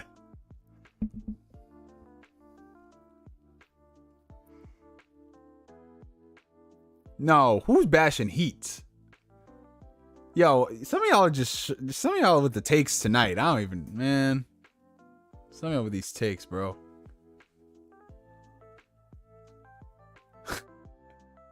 Oh, no. Damn, this man said I would donate a kidney to see Dread. I believe it, bro. If we got a Dread sequel, yep.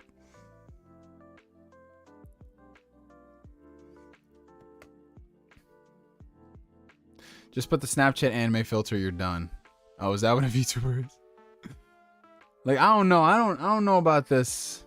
I don't know about this new era of stuff, bro. But you know what? I let people have fun. I let them do their thing. You know what I'm saying? Just let them do their thing. What are your thoughts on Bleach coming back? I'm excited for the Bleach fans, Pierre. I mean, I don't really care much for Bleach, but I'm excited that they're finally getting the conclusion they want. $2 coming in from Flame. Last good horror thing I enjoyed was Omori Indeed.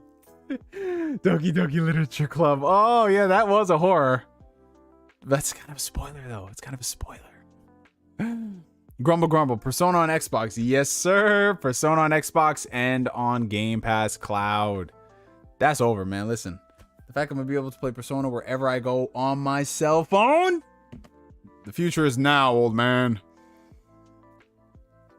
Oh, Charlie Unicorn. Oh, that brings me back. Those some early internet days. It was that, Newgrounds. What was it? Happy Tree Friends? Happy Tree Friends? Was that what it was called? With the crazy animals? How would you rank the Batman movies? Nolan, Matt Reeves, or the OG? All right, so my favorite like Batman movie in the sense of it's like Batman-y shit. I loved the new one with Robert Pattinson. I loved it a lot. In terms of like ranking them as movies, it's so hard because they're very, very different kind of movies, right? Because the Batman is definitely more of a noir type of film versus the Christopher Nolan movies, which I feel are better all around movies with like very like it has better pacing in those movies. It's hard to compare it to The Dark Knight. Ugh. It's hard, but if I had to rank it, it'd be like Dark Knight at the top, then the Batman, and then Batman 89. How hyped are you to watch Prisoners? Soon, film lover. I will.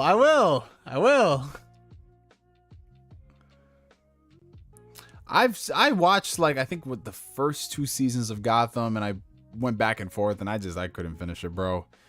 It just started doing a lot of. They started doing a lot of shit. Cameron Monaghan as the Joker though was great. Hey Neo, are you gonna do more vlog videos? I was thinking about doing like bring the vlogs back. I actually recorded a test run last April, not this past April, but last April, of everything I did in that month, and I still have it. But I'm just like, do I want to release something like that? You know, like go back into vlogging because my life is very routine. I don't know what there would be for me to vlog about. You know what I'm saying? My life is very fucking routine. When I'm not working, I'm usually either at the gym or I'm hanging out with some friends and family. I'm gaming or I'm streaming. So I feel like if I did a month of vlogging, it would be the same thing for like every single month. You know what I'm saying? But then again, maybe it'll be more like a diary of sorts rather than like a vlog showing you like how interesting and different my life is. It could just be like a vlog just to maybe I could do like monthly vlogs of everything that went down in the month, because it's much easier than doing a weekly vlog. Because with a monthly vlog, you have a whole month to reflect, and then you can look exactly at what you found interesting enough to put on the internet and blah, blah, blah, blah, blah. Maybe that might be a goal for 2023.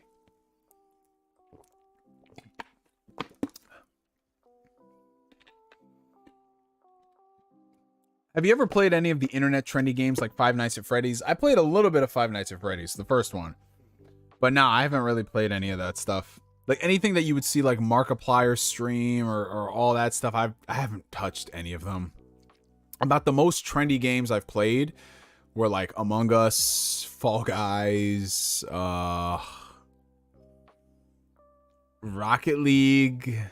But I mean, those have more trenches in gaming rather than being internet trendy. I think Among Us was definitely more internet trendy because, you know, you see a lot of kids running around with the imposter thing and all that. But yeah, I don't really subscribe to all that stuff. I did want to get into that one horror game. What is it called? Phasmophobia? I believe that's what the title is.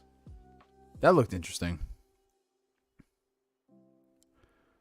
Oh, Jesus Christ, Future Wiz.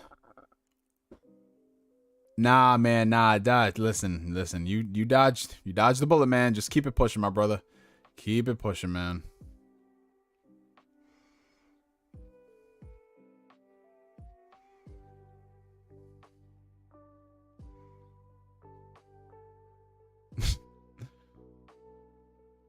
Yeah, Cameron Monaghan is a very underrated actor. I want to see him in more stuff, bro. He's got the chops.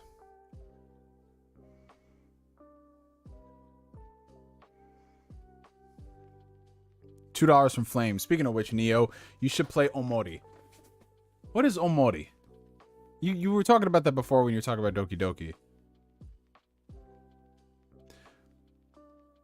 I have not seen First Reformed yet. I love Alfonso Cuarón's work, except Gravity. You didn't like Gravity? I liked Gravity. Gravity was cool. But still haven't seen his first film, but I'm angry at him for being an ableist after doing an advert for Autism Speaks. Well, that's not the only thing you should be angry about him for, Maddie. I mean, for you, that's definitely a more personal thing. But he and a couple other people have done some questionable things and supported questionable people, unfortunately. Are you a collector of anything? I wouldn't really classify myself as a collector per se. I just like to buy shit, you know? So I know a lot of people, like, they want to make it their goal to have like a complete collection of this, that, or whatever. I just collect stuff. So like, I collect movies, I collect anime, I collect manga, I collect Funko Pops, video games, a bunch of stuff, but I'm not... Would that make me a collector? Okay, so are you a collector because you buy a lot of stuff? Like, what makes somebody a collector? Like, when I hear... How I used to classify collector back in the day was like, you go with the sole intent, like, okay, if I'm a video game collector, I want to get like a complete inboxed Super Nintendo game, or I want to buy like everything related to this franchise or something. I wouldn't say I'm necessarily that. Like, am I a collector because I have special editions, or I don't know. I just thought this is like nerd shit at what we do, you know what I'm saying? And so I don't lose sleep if I don't buy something, if that makes sense. What's up, Reed? How you doing, bro? Hey, Bradley, appreciate the comment, man. Thank you. I can't say I'm familiar with that channel. Can't say I'm familiar with that at all, Bradley. What's up, PS Rewind? How you doing?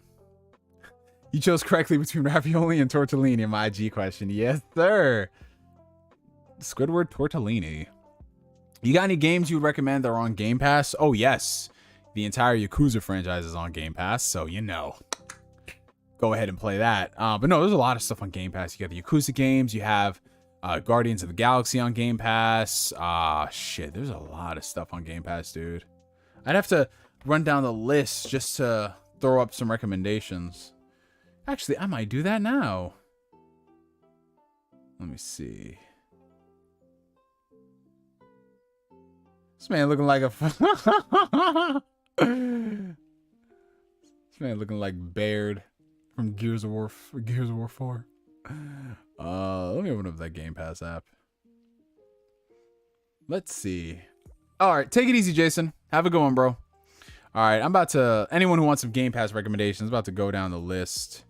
Let me see.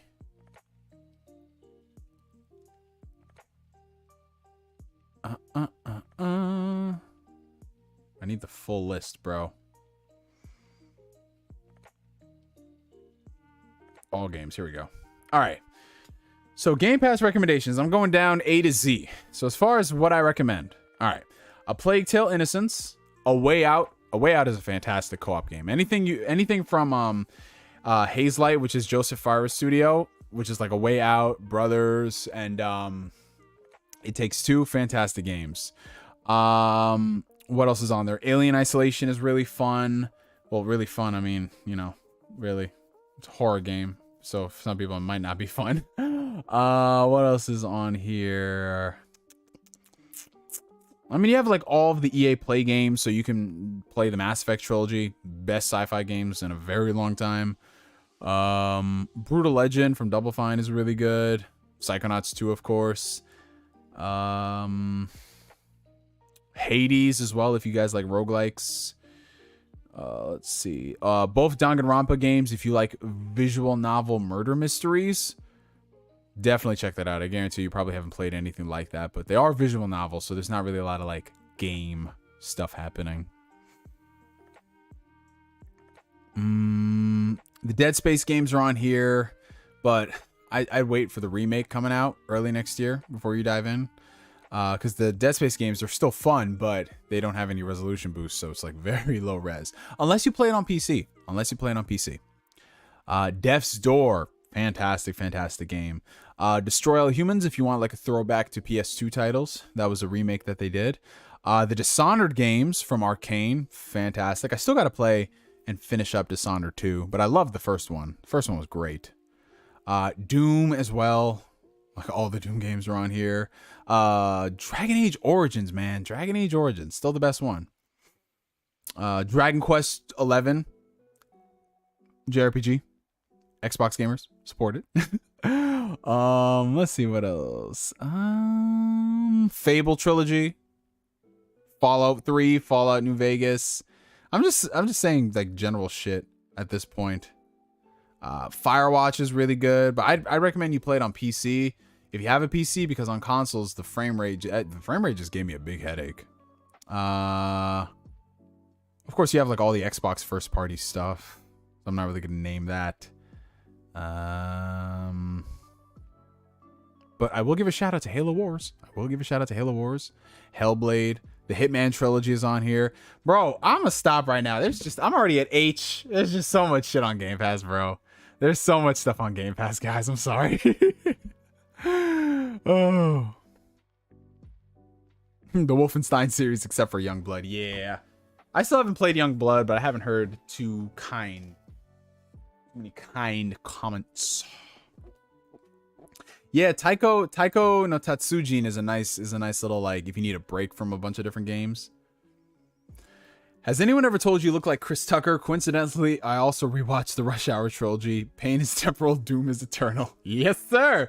So I've gotten a lot of comparisons depending on like how I look with glasses or how my hair is. So here's what I've gotten a lot of. So the number one comparison I always get is David Ruffin from The Temptations. Now, some of y'all who are a little younger might not know who that is, but just Google David Ruffin from The Temptations during this stream right now and come back and you'll be like, oh, okay, I see it.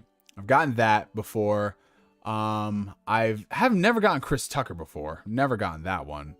I've gotten Malcolm X before when I have like my rectangle glasses. Who else? I'd say that's it, bro. Just those two I always get. What's your go-to cheat day food? Honestly, it depends on what I'm in the mood for. So I have a pretty good grasp on, like, I don't have cravings like that. So it's not like I need to rush out and eat a whole bunch of sugar or something. But if like my go-to cheat day, probably be like a burger, fries, wings, and a margarita. Like that's my go-to cheat day. Go-to cheat day right there. And it's not even the most unhealthiest thing either, you know what I'm saying? Some people get ridiculous, but you know, that burger, that's straight protein right there with the bread and french fries, not the worst thing in the world compared to like some other stuff people could get, like deep fried Oreos or whatever. But yeah, like burger, wings, fries, and a margarita. Very simple dude. I downloaded River City Girls. I'm excited to play that. There's just a bunch of fucking games to play, guys. A lot of games. Earth, Wind, and Fire. Yes, sir.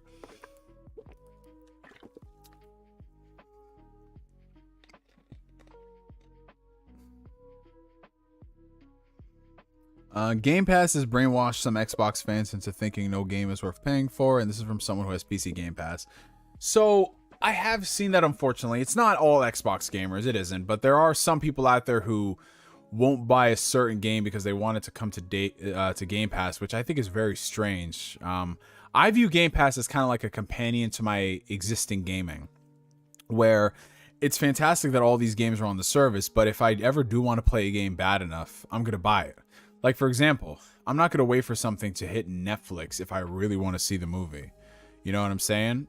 So I'll go out there and I'll watch the movie, or I'll buy it on Blu-ray. I'll own it forever. I mean, it's nice to find out that these games come to Game Pass like 3, 4, 5 months down the road. That's awesome. But if I'm really excited for something, I'm not going to wait. I don't care if I spend the money on it and then 6 months later it's in Game Pass. I played the game when it came out. I beat it when it came out. And now it's on Game Pass, so other people can play it. That's awesome. But I'm not like losing sleep over it not being there. Hey, NV Dub, how you doing, man? Been playing Elden Ring. I got the platinum, and it's looking to be my game of the year. Yo, everyone's been getting the platinum, I've noticed, in the past couple weeks for Elden Ring. It's the strangest thing. I don't know. It's like everybody just got back into it again. I'm not sure. I got to go ahead and finish up Elden Ring, man. I'm so behind. I played it a little bit when it came out, and I was like, nah. Because I wasn't even that excited about it, but I was peer pressured. Then Xbox slid in my DMs. They're like, here's a code. And I was like, okay, I'll play it. I played, beat a few bosses, and I was like, I'm okay. I'll play something else. But yeah, I always play games like in the off season usually, like, if it's a game like Elden Ring where I need to be in a state of mind to play it, I'll usually play it a few months later. And then I'll be like, I finally finished it. And everyone's like, man, we've been beat that game. And I'm like, oh, okay. Like, for example, at some point in the next year, I'll probably go ahead and start up Cyberpunk 2077, and finish up my playthrough. Yeah, Future Wiz, you just got to keep it pushing, bro. I mean, there's some good moments, man, but those good moments should not cloud your judgment for all the bad shit. You know, you think about all the good times and you might want to hold on to that, but nah, man. The good times need to be the good times. They need to be, for you to have good times, to overlook the bad times, those good times have got to be 99.9% of your experience. One bad moment, depending on what it is, of course. One bad moment's not going to ruin things, but if there's a lot of bad moments, like what you told me, bro, it's not worth it, dude. Yeah, to be fair, with Guardians of the Galaxy, a lot of people slept on it because the marketing was terrible, and a lot of people were burned by the Avengers game.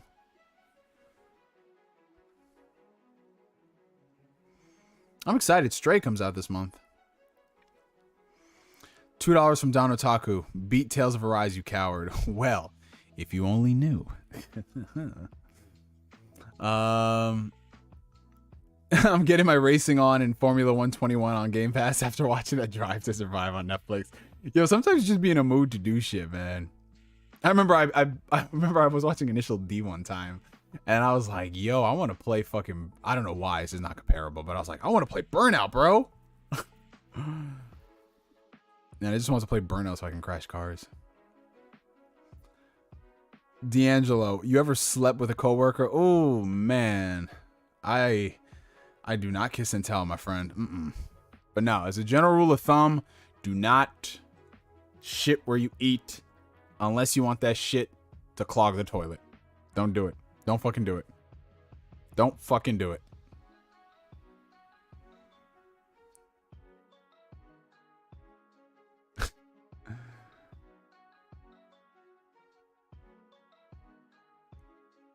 Yo, Corey Gryffindor. I know, bro. I know, man. It's just maxing out my Sora, bro. That's the thing that's stopping me from going and doing that. But I'm gonna get on that, man. I got my PS5 just staring at me. Got that controller right there in the dock. We don't do that shit. You know what I think is actually holding me back, bro? It's because I played it and I was getting really good, and I was like, yeah, I'm back to this shit. And then I stopped playing it, and then it's like, okay, now I gotta relearn the game again. So I gotta be in a mindset where I'm only playing that game and then beating those data battles, or at least attempting to beat those data battles, because that's gonna be a quality stream. I'm gonna be getting my ass kicked like crazy. But we gonna persevere. That's gonna be the Elden Ring for me. I'm gonna be fighting for my fucking life. I'm gonna be fighting. What's his name? What's his fucking name? Yozora. I'm about to be there like, yo, man, I might break a controller. Neo, I love you, man. No homo. Your videos made me happy. I'm still young and have the potential to get a better girl. I wish I was tall and handsome like you so I could smash these. Oh, man. Had us in the first half, not gonna lie. But yeah, man, I appreciate the support, bro. And whatever it is you're going through, man, just... I always tell people, like, this is not... Like, this moment in time will pass. Like, whatever you're going through, man, whatever anybody's going through, you have the strength to persevere and keep on pushing. It ain't gonna be easy, man. I'm not gonna sit here and sell y'all sunshine, gumdrops, and rainbows. But if you just keep on and you work hard and you become a better person, you're gonna look back at all that shit and you're gonna be like, damn, I came from that, you know? I grew from that. And that's the beautiful thing about life, man. Like, no one's story is ever fully written, you know? Like, we're always growing, we're always learning, we're always glowing. And that's a beautiful thing.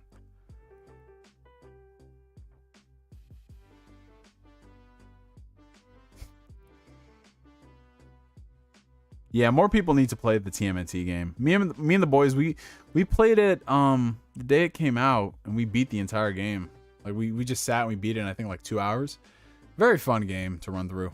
I have to do the same on Xbox though, because we did that on PlayStation, so I gotta do it on Xbox. I might need to co-op with some people in the community and we can have some fun. Flame, you play that shit yet? We might have to run through that, bro.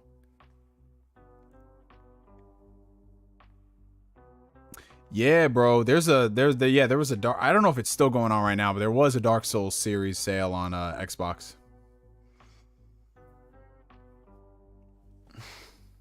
$2 from Don Otaku. My wifey was my boss when we met. Now I'm her boss. Hey, yo, this dude Don Otaku, man. He was replying to the would you ever smash your coworkers? I was like, yeah, I don't know about that. And then Don Otaku was like, well, allow me to introduce myself. This motherfucker. Oh god. Look at that. What a king. What a king, man. Let's see. Have you ever watched the Beast Wars anime show? The only Beast Wars I'm familiar with, Cygnus, is the Transformers. And I only watched a little bit of it. Did they have like an anime version? Or was the anime the original version? Or was what I was watching a remake of that? I don't fucking know. All I remember is the Beast Wars that came out like the 2000s. Are you into podcasts? What are some that you listen to? So right now I'm just listening to a lot of like gaming podcasts. That's like the only thing I really listen to. Every now and then I do like podcasts from other realms of entertainment, but I haven't really been listening to those as of late. So right now I'm just listening to like Weapon Wheel, Defining Duke, Sacred Symbols, The Weekly Planet. What else I listen to? I listen to like a bunch of shit in the gaming community. Like, you know, so like Xbox Ultimate Podcast, Living Split Screen, Hard 8 Times Any Given Sunday. Yeah, just a lot of gaming stuff, because it's not just like gaming I get on this podcast. I also sometimes get banter back and forth from people, like on Weapon Wheel, for example. So there's a bunch of stuff. Yeah, you got to be careful about dating coworkers, y'all. You got to be careful, because remember, you still got to show up to work, and they got to show up to work. And depending on your positions at the job, and depending on how far that relationship went, it could be a really sticky situation, and you don't want to get yourself involved in that. Because trust me, there's more fish in the sea. Yeah, there is something happening with some type of new Switch hardware, man. It's about time. It's about time. Ah, okay, nice, Flame. Nice. Do you do crypto? I did a little bit of crypto in the beginning. Well, not the beginning, but like, you know, in 2020 when everybody got on board with it. I did a little bit of it, but nothing crazy.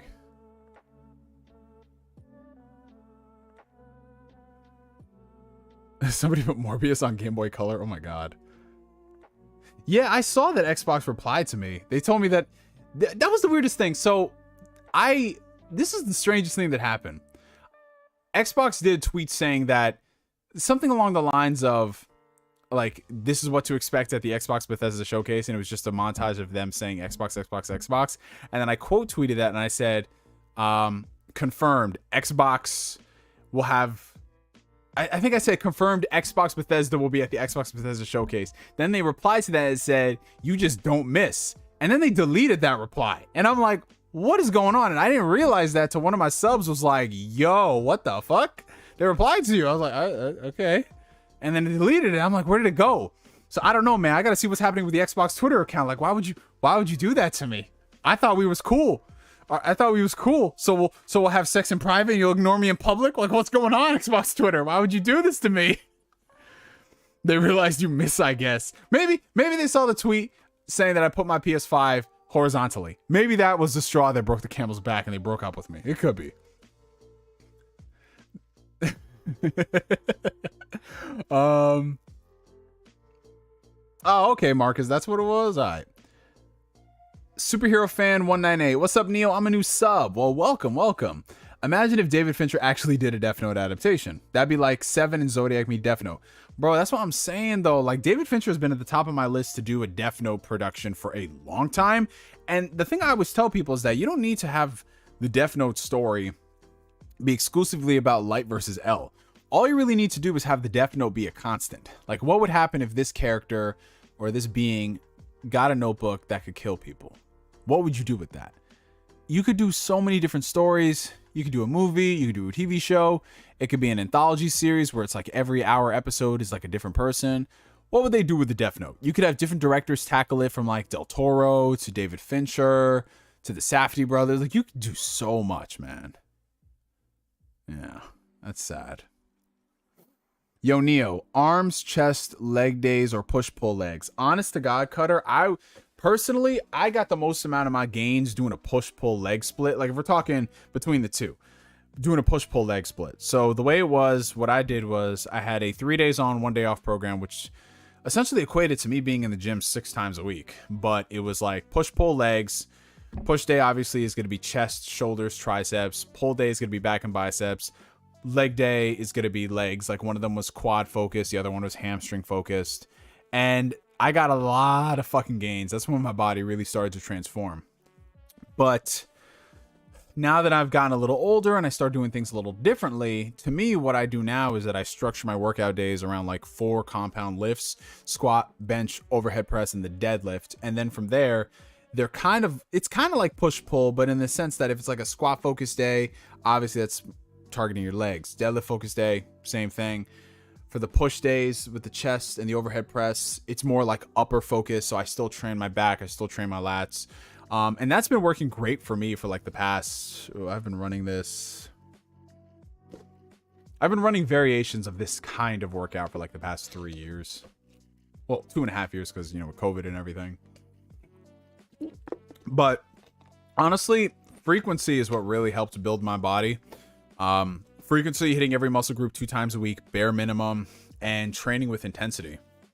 So one thing I learned is that if I'm doing 12 reps of a movement and I'm not really feeling like I'm doing much of anything, then I know it's time to change something. Now, obviously it depends. Like, if you're doing something when it comes to percentage based, like rep work for a movement, if it's a light day, of course it should feel really light. But if I'm doing something so simple as tricep push downs or bicep curls, if I'm doing 12 reps and I don't feel shit, I got to bump up the intensity. And by that, you can manipulate your weight, or you can manipulate the tempo of how you lift it. For me, I like pushing up the weight because that gives me something to work towards. Like, if I did 5 sets of 10 curling 80 pounds on the barbell, okay, and it starts getting really easy, then I can do that shit, no questions asked. Let's bump it up from 80 pounds to 85 pounds and do that and see where it goes from there. So, the best thing I always say is, like, look at what works best for you and give yourself an honest to God period in time where you can test this out. Because one thing that happens is a lot of people, they program hop, they do a program for like 2-3 weeks, they don't really see any results, and they switch to something else. If you have a really good tried and true tested program, whether it's, 5-3-1, which is a very basic, but, fundamental program, 5-3-1, or if you're doing a push-pull legs, or if you're doing a powerlifting or strongman program, you have to give yourself time. You got to give your body time to adjust, and you got to give yourself time to let the program speak for itself. Because there's a lot of programs that in the very beginning, they're very easy because they're modulating your volume and your recovery. So it's very simple. You go to the gym, you do that. And then as you start getting into week 6, week 9, your body's like, what the fuck am I going through? Because everything is getting dialed in. The intensity is going up. So yeah, just experiment with it, man.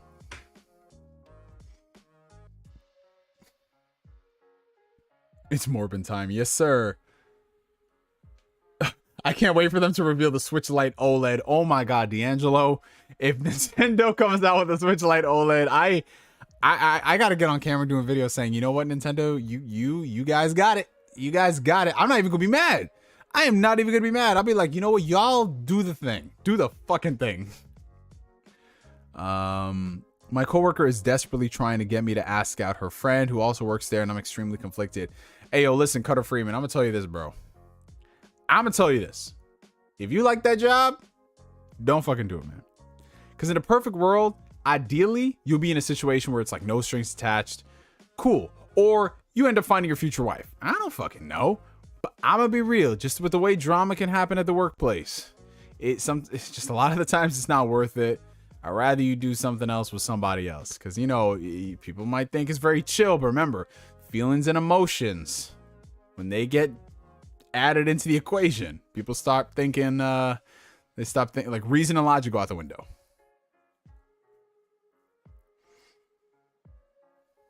What's up, Zach? What's up, Peter? Xbox saw your Halo Infinite review and deleted the tweet. That would fucking hurt me, bro, if they did that. I'd be like, wow, Xbox. I always mess up my shoulders at the gym. Can't do any upper body for a few weeks. Damn, NXT.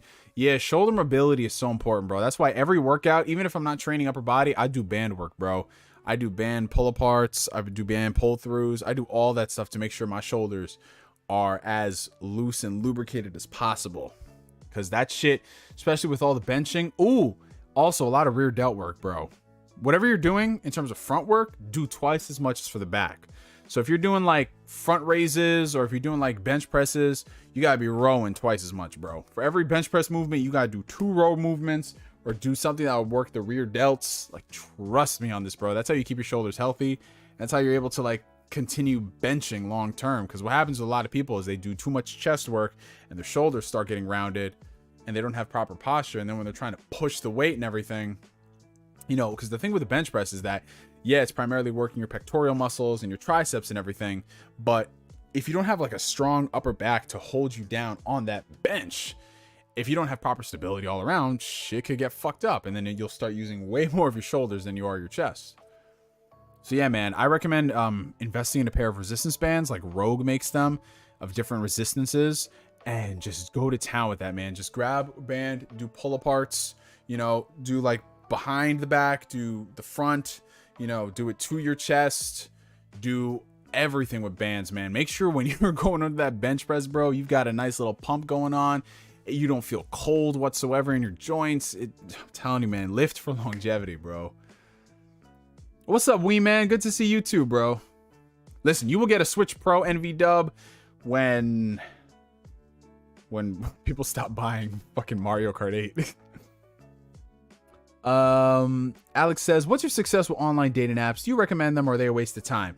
So honestly, it depends how you play the game, bro. I look at dating apps as like a tool in your toolbox. They can be very useful in the sense that you can get dates from them, and depending on where you live, sometimes that might be your only option. But if you live in a place like, you know, New York City or really populated places, you can meet anybody anywhere. But in my personal experiences from my time using them, because I use them to bullshit. I don't ever use them to try to actually find somebody. It's just a lot of nonsense. First off, they want to get you to pay for the apps, which is asinine. I would never pay money for a dating app. But then that takes away from your experience if you don't do that, because you get a limited number of likes, discoverability, things like that. So it all becomes a game. And the thing about dating apps is women have all the power on them. You know, you could have the best profile in the world. It does not matter. A woman will get 14 times the amount of DMs you'll get. And her profile might not be that great because, you know, there's just a whole bunch more hornier men who are willing to make the move rather than a woman who, and if she sees like all these dudes in her DMs, why is she going to pick yours out? You know what I mean? So women have all the power on these apps.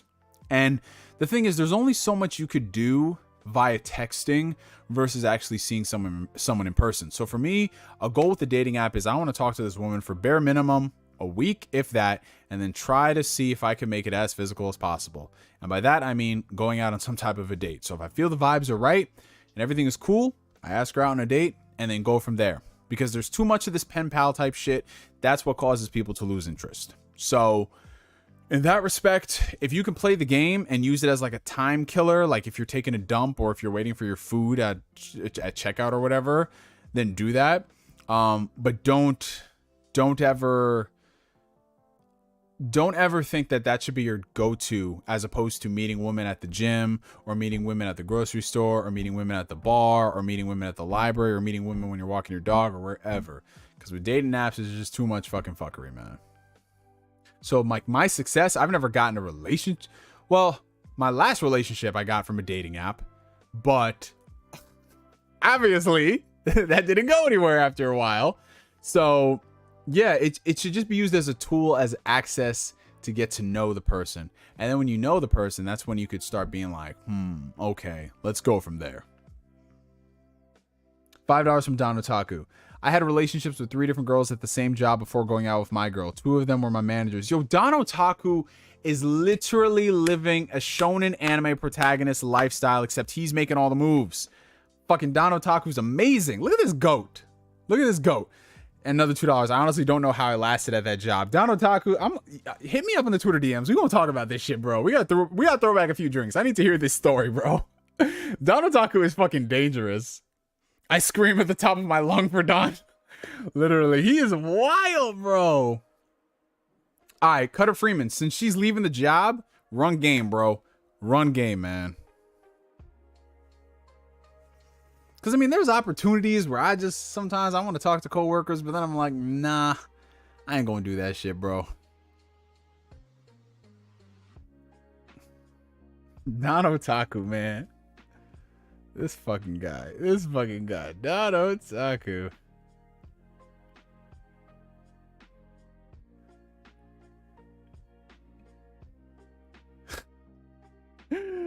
Oh, it's just too funny, bro. But yeah, it's always fun to get these life questions on the stream. Like, I love talking about gaming as much as the next guy, but this shit is definitely more interesting. Because then you get stuff like this from Don Otaku. Yo, I will say this. I obviously, like, all these stories I've told before on stream, but you know, there's people out on these streams who are here for the first time who they probably have never heard this story. If you guys are enjoying the stream, hit that like button. Helps out the channel tremendously. But I remember at one of my what is this? Oh, you can insert ads during the stream. That's interesting, but I would never do that to you guys. I could be like, hey, it's ad time. Let's go. Oh my God, is that my boy? Is that my guy Dash? Is that my guy Dash? What is going on, my brother? Welcome to the stream. Yo, you came at a very good time, Dash. We talk about some life stories and stuff. We talk about a lot of stuff tonight, bro. We talk about everything. This man Don Otaku in the chat is literally living a shonen anime protagonist lifestyle when it comes to women. Like, it's crazy. It's crazy. Oh man. But nah, I one time had a manager. Who tried to get me in the back room. Yo, it was one of those situations where like how you refuse something without trying to hurt somebody's feelings, bro. I was just like, nah, fam. Shit was not the move, yo. But hey, that happens in life. Sometimes you got to learn to deal with the rejection, and sometimes you got to reject people, man. I remember one time there was this girl who confessed her feelings to me in like 9th grade, and back at that point, I didn't know how to say no, but I also knew not to say yes. So I remember once, like, she told me that we were having this like random conversation about stuff, about, I don't know how we got to the topic, and we were walking to class, and she said that she liked me. And then I was like, yeah, we all like you too. Out of nowhere, like, that made sense. God, honest to God, that was probably one of the most awkward moments of my life. And then we remained friends after that for a while, because, you know, it's high school shit, so that shit don't matter. But, man, those are some funny times, I tell you. Oh, where did OBS go? Oh, here it is.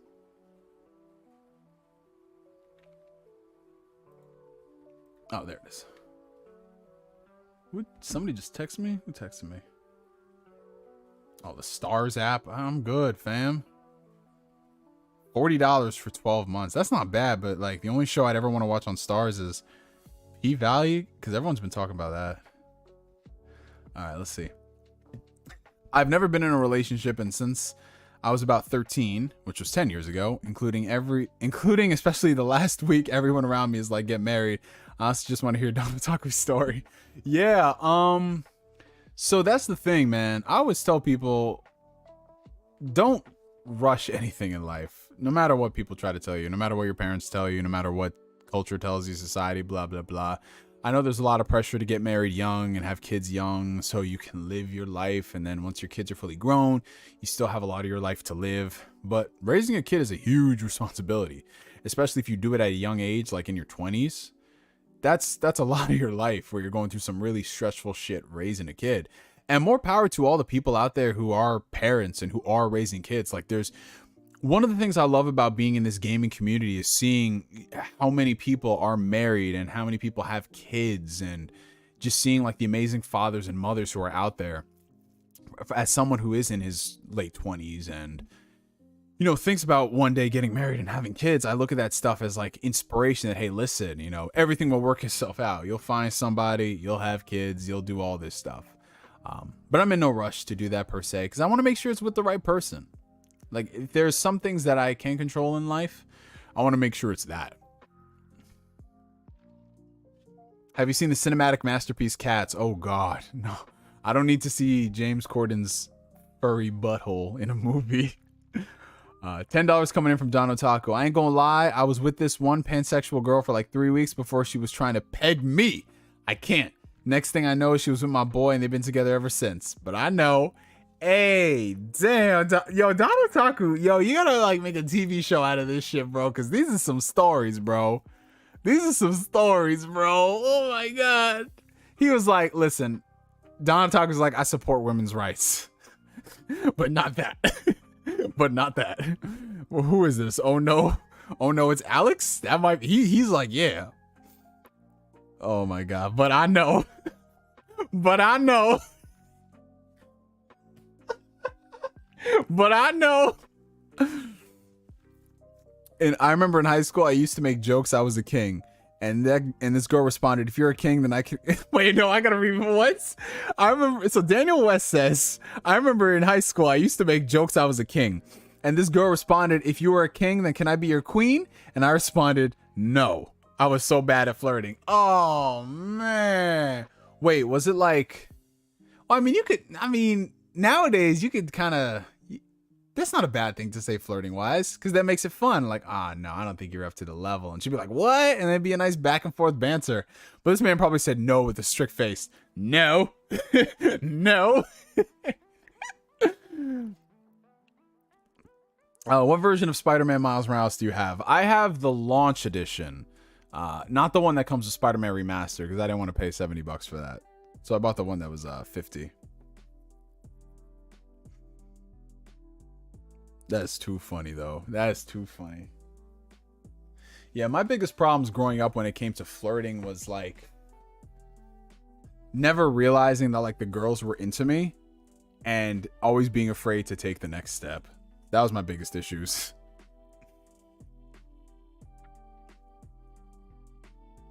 Bro, I ain't learned how to flirt until I was, like, 22. I botched so many chances before that. Yo, Don Otaku. Same, bro. I did not get good at flirting, honest to God, until like, bro, until I was 24. Until I was 24, and I was just like, you know what? Fuck this shit. I gotta do better, bro. And then you just work on it, and you start to, like, what really helped me was just talking more and being more comfortable with being uncomfortable and putting myself in situations where, listen, if you want to grow, you got to learn to talk to people. You got to learn to find ways around conversations. You got to learn what's working in a conversation, what's not. You got to learn what you can work with and what is just forcing it. Because there's sometimes you're in a conversation with people and the energy is not there. If the energy is not there, I'm not trying to mess with that. So yeah, don't even worry about it. If you guys have trouble doing this shit, it takes time. But the important thing is y'all got to put yourselves out there. You got to realize that rejection is just part of the game, man.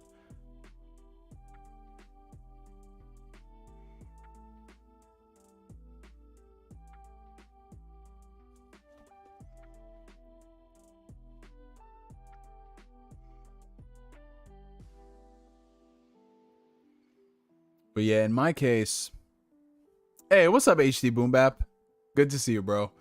But yeah, in my case, in my situation, how it is for the most part, I don't look for relationships, if that makes sense. I just sort of kind of stumble into them, you know? It's like I shoot my shot, I see where things go, and if I really like it, you run game for a few weeks, and then see where you go from there.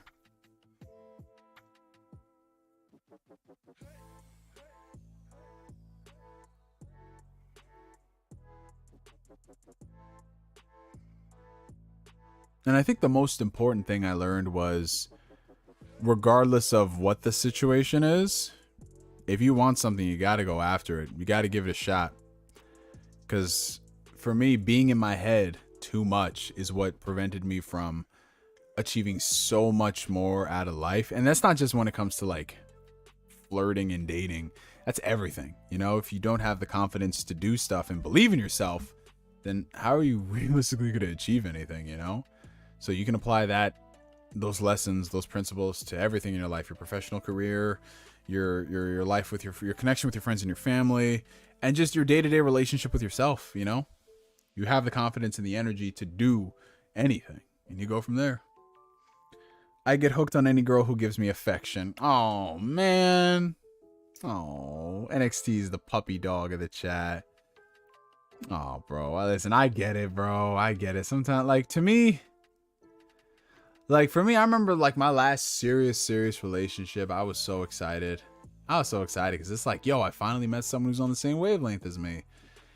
And it's a cool feeling, man. It's a cool feeling. And I'll never apologize for that. You know, some people like to be so stoic and blah, blah, blah. I'm like, nah, man, that's just me. But yeah, I think the important thing is you got to distinguish between what is affection, because I can give you affection, NXT, but it can just be like me caring for you. You know what I'm saying? Versus something else, like if someone's actually like really interested in you, it's like a different level of energy, you know? A guy I met in Mississippi the other week asked me, what are these sexuals about? What is that? And I asked him, well, have you ever seen those 22-inch cast iron skillet? Oh my God. What the fuck? Like the confidence to complete Tales of Arise. Well, listen, Playboy, little did you know. Little do you know, my friend. My friend. When she talks to me. Oh, Beto.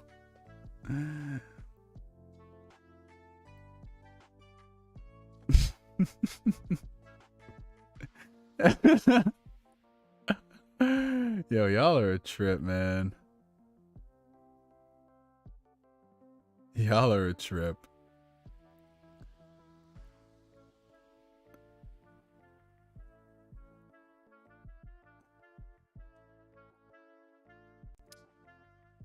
Miguel, what's going on, my brother? Welcome to the stream. Welcome.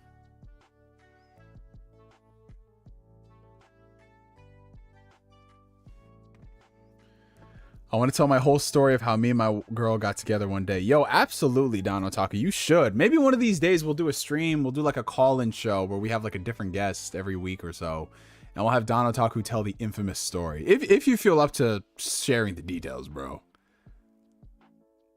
As soon as my game peaked, I got locked down with the girl I ended up marrying. Oh, Dash, that is fucking beautiful. Dash, what was your pickup line? Or did you have a pickup line?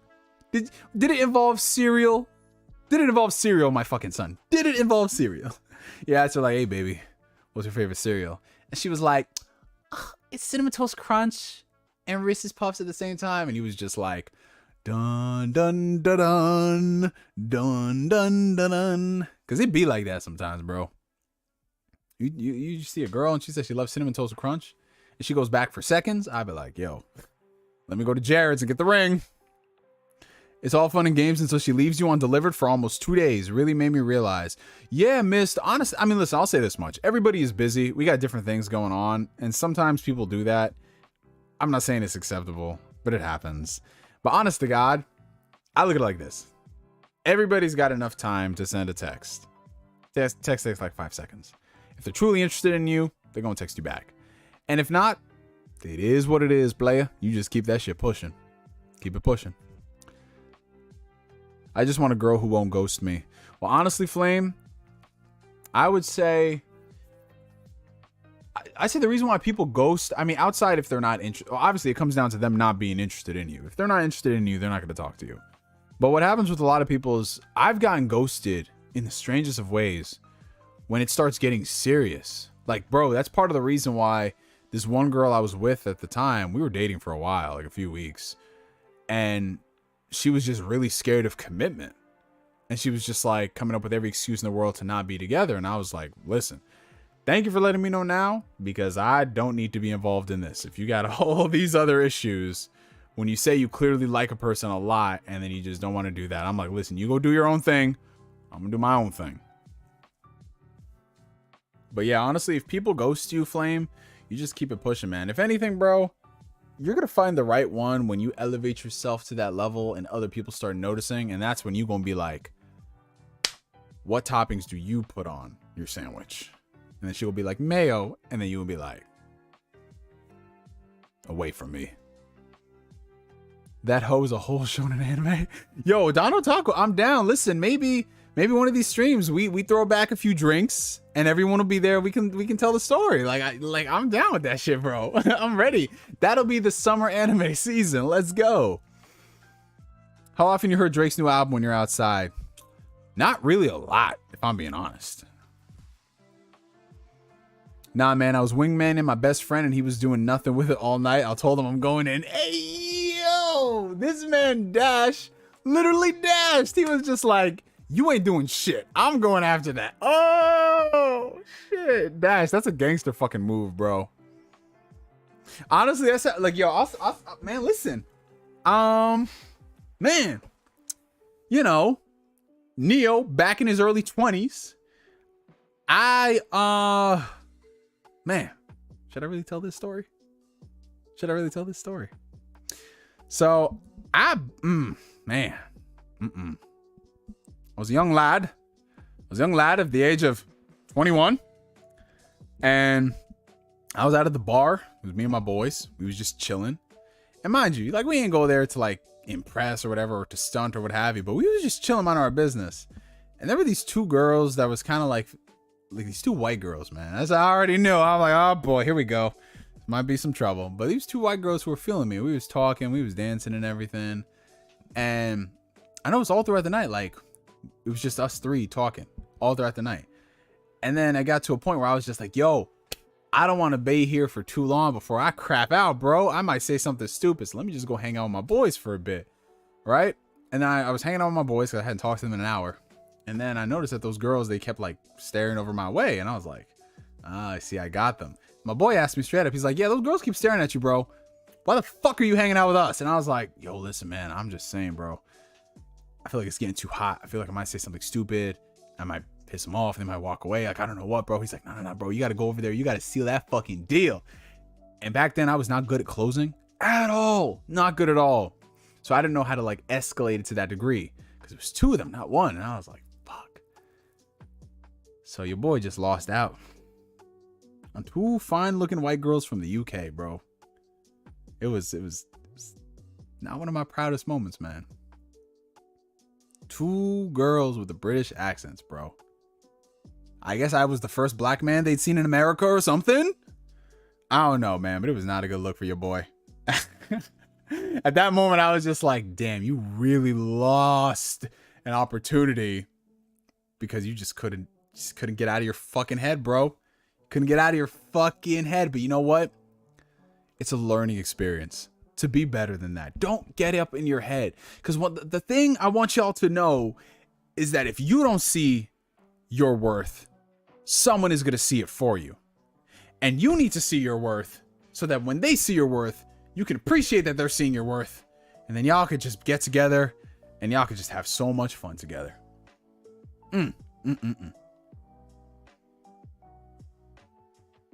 You're among friends. Are you excited for the new Dragon Ball Super movie? I've answered that question like 3 times today. That's crazy.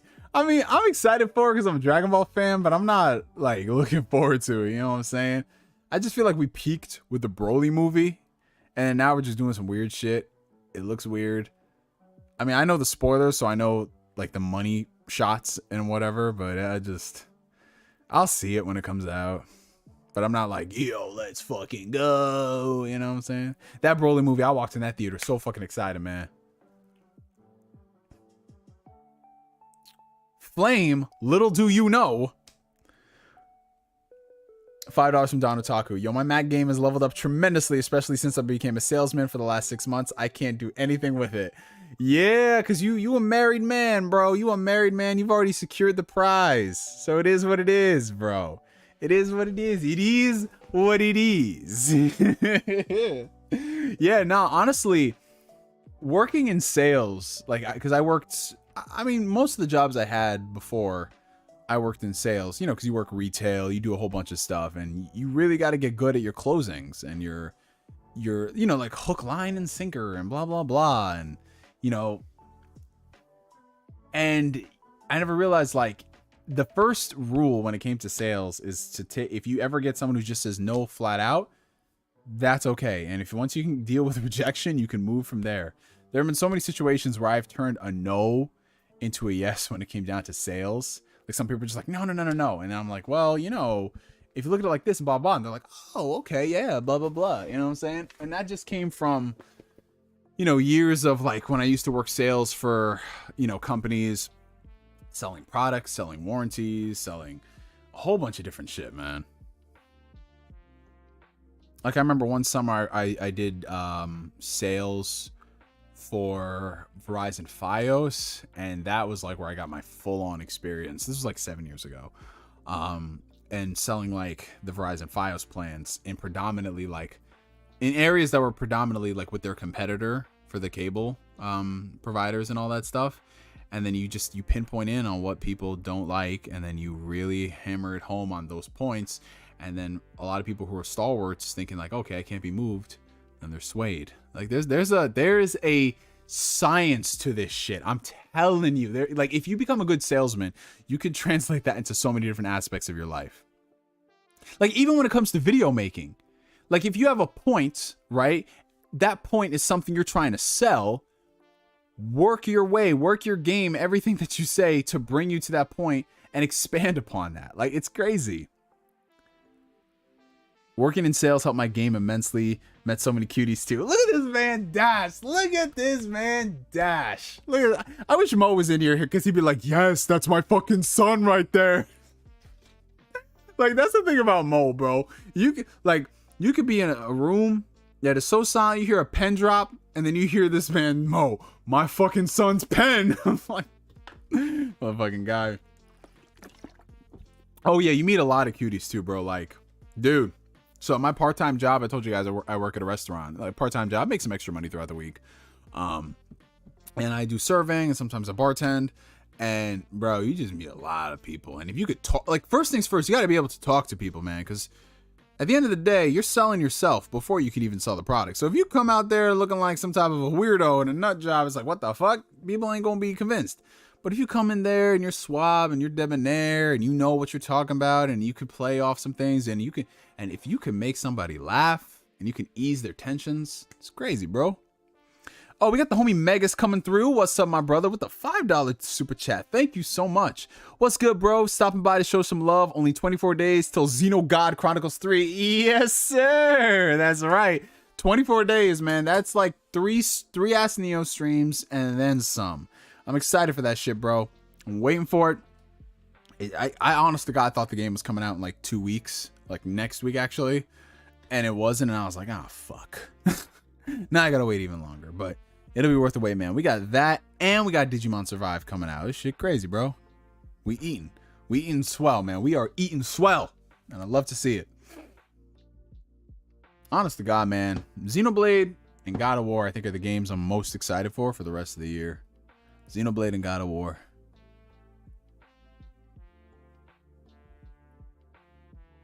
Yeah, that action figure video game. What was that thing called? What was it called? Like Hyper Charge, something like that. I see it shown off like at least like once a week. Someone talks about it. It looks pretty cool. I might be thinking of a different kind of game, to be honest. Yeah, Splatoon 3. Splatoon 3 does come out. I want to see how the modes are in that game. Because I love Splatoon 2, well, the time I played. But I didn't like how like Salmon Run was locked off to certain times. Hypercharge on box. Yeah, it looks pretty dope, man. I could have sworn I was watching that and I was like, is that Goku? Because it kind of looked like Goku.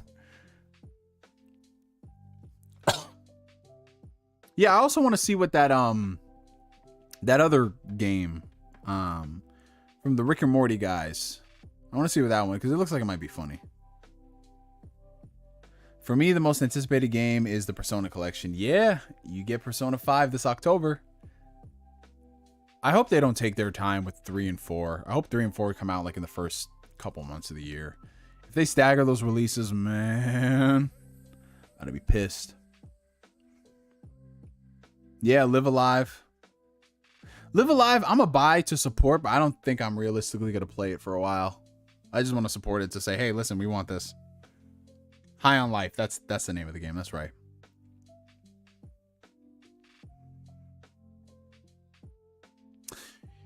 Yeah, so my plan is I'm going to buy Persona 5 physically on the Switch just for the collection, and I'm going to play through it again on Game Pass. But I'm going to beat it on PS5 first, then sometime like next year I'll do like an Xbox run. Yeah, I don't think Black Myth Wukong's coming out for like what, till 2024 or something like that? I don't know. When is this supposed? Did they say anything about it, like a release window? Did they say 2023 or what? Yeah, like we're talking like top 5 for the rest of the year. Xenoblade, God of War, Mario plus Rabbids. High on Life looks pretty cool. Live Alive. Oh, they never gave it a window, so yeah, it's gonna be a while. Are you buying the Mega Man Battle Network Legacy Collection? Yes, Tez, I am. That is a day one purchase. I love it. I'm gonna start off with Mega Man. What was it? Proto Man, Battle Network Proto Man. Shit, bro, that'll bring me back. Plague Tale. Oh yeah, Plague Tale, bro. I keep forgetting. I don't know why I keep forgetting about Plague Tale. This doesn't make any sense. No Forspoken. So Forspoken, I'm excited for, but I don't know, man. Every single time they show the game, it just looks so spooky, and I don't know why. I have a feeling they might delay it. I just got a feeling. Callisto Protocol, yup. That comes out like right on the tail end. King David pushed God of War Ragnarok. Oh yeah, they are doing a Sonic Frontiers. Oh yeah, they are doing another Sonic game. Listen, Sonic fans, eat, drink, and be merry, man. Shout out to y'all.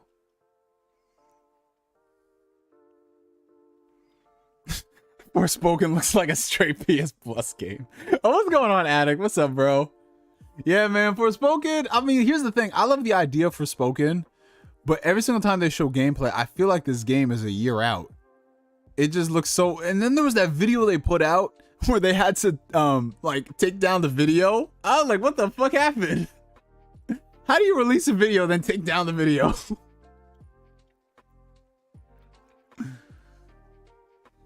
Hey, Sonic can kick and punch this time. I respect that. Listen, I want this Sonic game to be amazing because Sonic fans need a W. Sonic fans need a W, bro. Sonic fans have not had a new... Okay, Sonic Team has not had a W since like what? Sonic Generations? That was like 2011. Some of y'all were in diapers back then. That's crazy. I want Sonic fans to win, bro. I just don't know, man. I just don't know.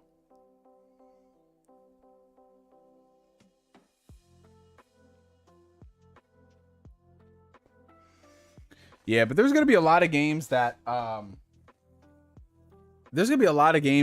know I'm not going to get on release just because of the amount of games I still have to work through. Like, I still haven't played Horizon, y'all. Because the thing with... So I replayed Zero Dawn right before Forbidden West came out. I was like, yeah, man, I'm going to go ahead and get excited for Horizon. And then I was like, do I really want to play another open world game right now? So I was like, nah, I'm okay. But I keep hearing a lot of good things and they fixed a lot of problems. So I'll probably play that. I feel like Horizon is probably going to be like, I'll play that when there's a dry spell, like probably beginning of 2023. So I'll play it a year late. But yeah, no, if it's not The Witcher and it's not like a JRPG open world, it takes a lot to get me to play an open world, man. $5 from Don Otaku. I'm never on BG's side, but there's never been a good Sonic game. Oh, God. There have been good Sonic games before. What are you guys talking about? There have been good Sonic games. Now, you question if there's been more bad games than good games. I will definitely say that that's a possibility. But there's been a lot of good Sonic games. You know? Like, obviously in the Genesis era, I felt that Sonic Colors was pretty good. Felt like Generations was cool. I mean, everything else is kind of hit and miss to an extent. And then you have just flat out terrible games. Yeah, the Sonic movies are doing decently, which is a good thing. Yo, Neo, do you think games are too long? I still haven't finished Tales of Arise, Horizon Forbidden West, or Yakuza Like a Dragon. So, I'm going to be real.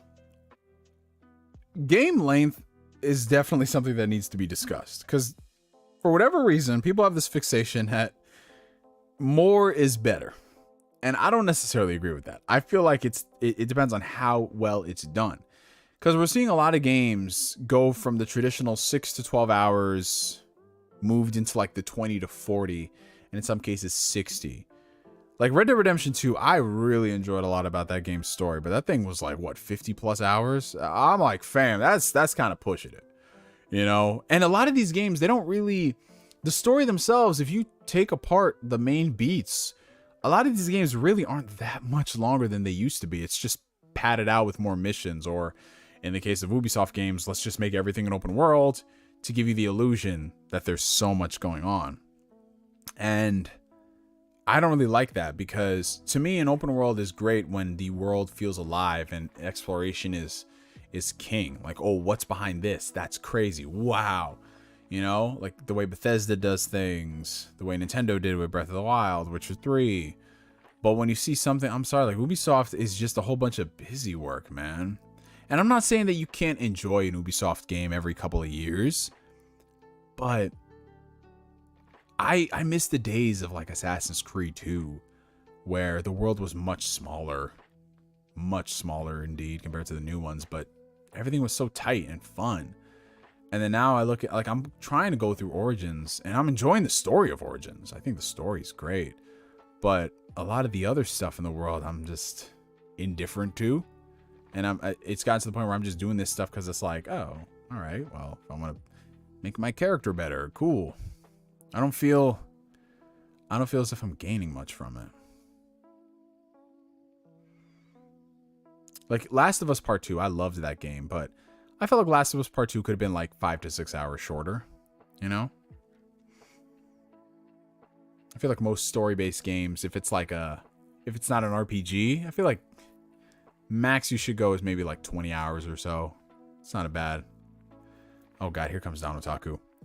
$5 from Don Otaku. Witcher 3 is an Ubisoft game with worse gameplay and better side quests. No. No, Don Otaku. Witcher 3 is not an Ubisoft game. Witcher 3 is not an Ubisoft game, bro. Better side quest, better story, better characters. It's not throwing things in your face. You gotta buy this, you gotta buy that, blah, blah, blah. You feel there's a real sense of exploration. No, don't you dare second this Flame. Yo, Flame and Don Otaku, I swear to God, y'all can just go get married at this point. Y'all can go get married. So at least I know what household to slander. The house of the Flame Otaku. Time savers. Yep, that's another thing. What is this thing? Oh, Jesus. Oh, wow. I'm looking at the clock, you guys. It is a little past 9:02 p.m., which means we've been streaming for 2.5 hours. Holy shit, dude. Out of all the As Neo streams that we've done, this is the one that definitely went by the quickest. Like, bro, I feel like we've only been streaming for 2 hours. This is insane. But yeah, let's get ready to wrap the stream up for the night, you guys. As always, this was a lot of fun to be in y'all's to be in y'all's presence is a privilege and an honor that I do not take lightly. Outside of, you know, some of the heresy I'm seeing from Don Otaku and Flame, but you know, that's par from the course when they're on these streams. They always got to say something suspect. It is what it is, unfortunately. But yeah, thank you guys as always for coming out to the stream. Thank you guys so much for the super chats. Thank you guys so much for the memberships. Your support literally means the world to me. It's awesome, and as always, it's just great kicking with y'all like every Tuesday evening. Like, it's fucking dope, dude. I love it. I fucking love it. So yeah, whatever y'all have been doing, whether you've been studying or you've been driving home or you're at work or you're cooking or you just kicking it, playing some games, I thank you guys so much for your support. But before we go, as y'all know this, and as the chat is reminding me right now, we have to do one thing. We got to do one thing that has become very famous here on the Ask Neo streams. We got to do something that is called a hydration check. Now, what is a hydration check, you might ask? Well, a hydration check, ladies and gentlemen, is something that I do to make sure that y'all are accountable. As we're seeing a lot of people are getting involved in the gym, they doing their thing, they're making their gains. We got to do something else for everybody else that everybody can do. And by that, I mean drinking your water, because people do not drink enough water throughout the day. And if I have y'all here for such a little amount of the day, I'm gonna make sure I get you to drink your water. So grab your favorite H2O beverage of choice. Today we are joined by Vintage Seltzer. This is the lemon lime flavor. Flavored seltzer with other natural flavors. Whatever that means at this point. You never know. But yeah, so grab your favorite H2O beverage of choice. And on the count of 3, ladies and gentlemen, we are going to have ourselves a hydration check. 1, 2, 3. Hydration.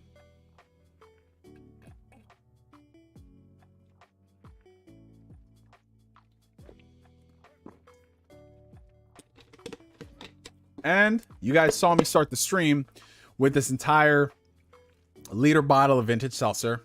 So right then and there, combined with all the water that I drank this morning at the gym, I'm doing very good with my water intake for the day. I try to aim for like a gallon of water a day, something around that range.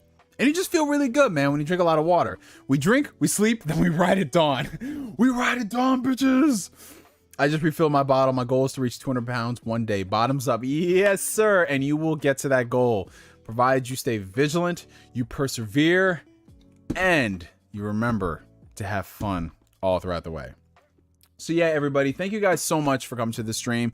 If you haven't already, make sure you hit the like button on the way out. It helps out the channel tremendously. And for me to you for now, my name is NGS signing out. And like always, I will catch you guys later. Peace out, y'all. Have a good one.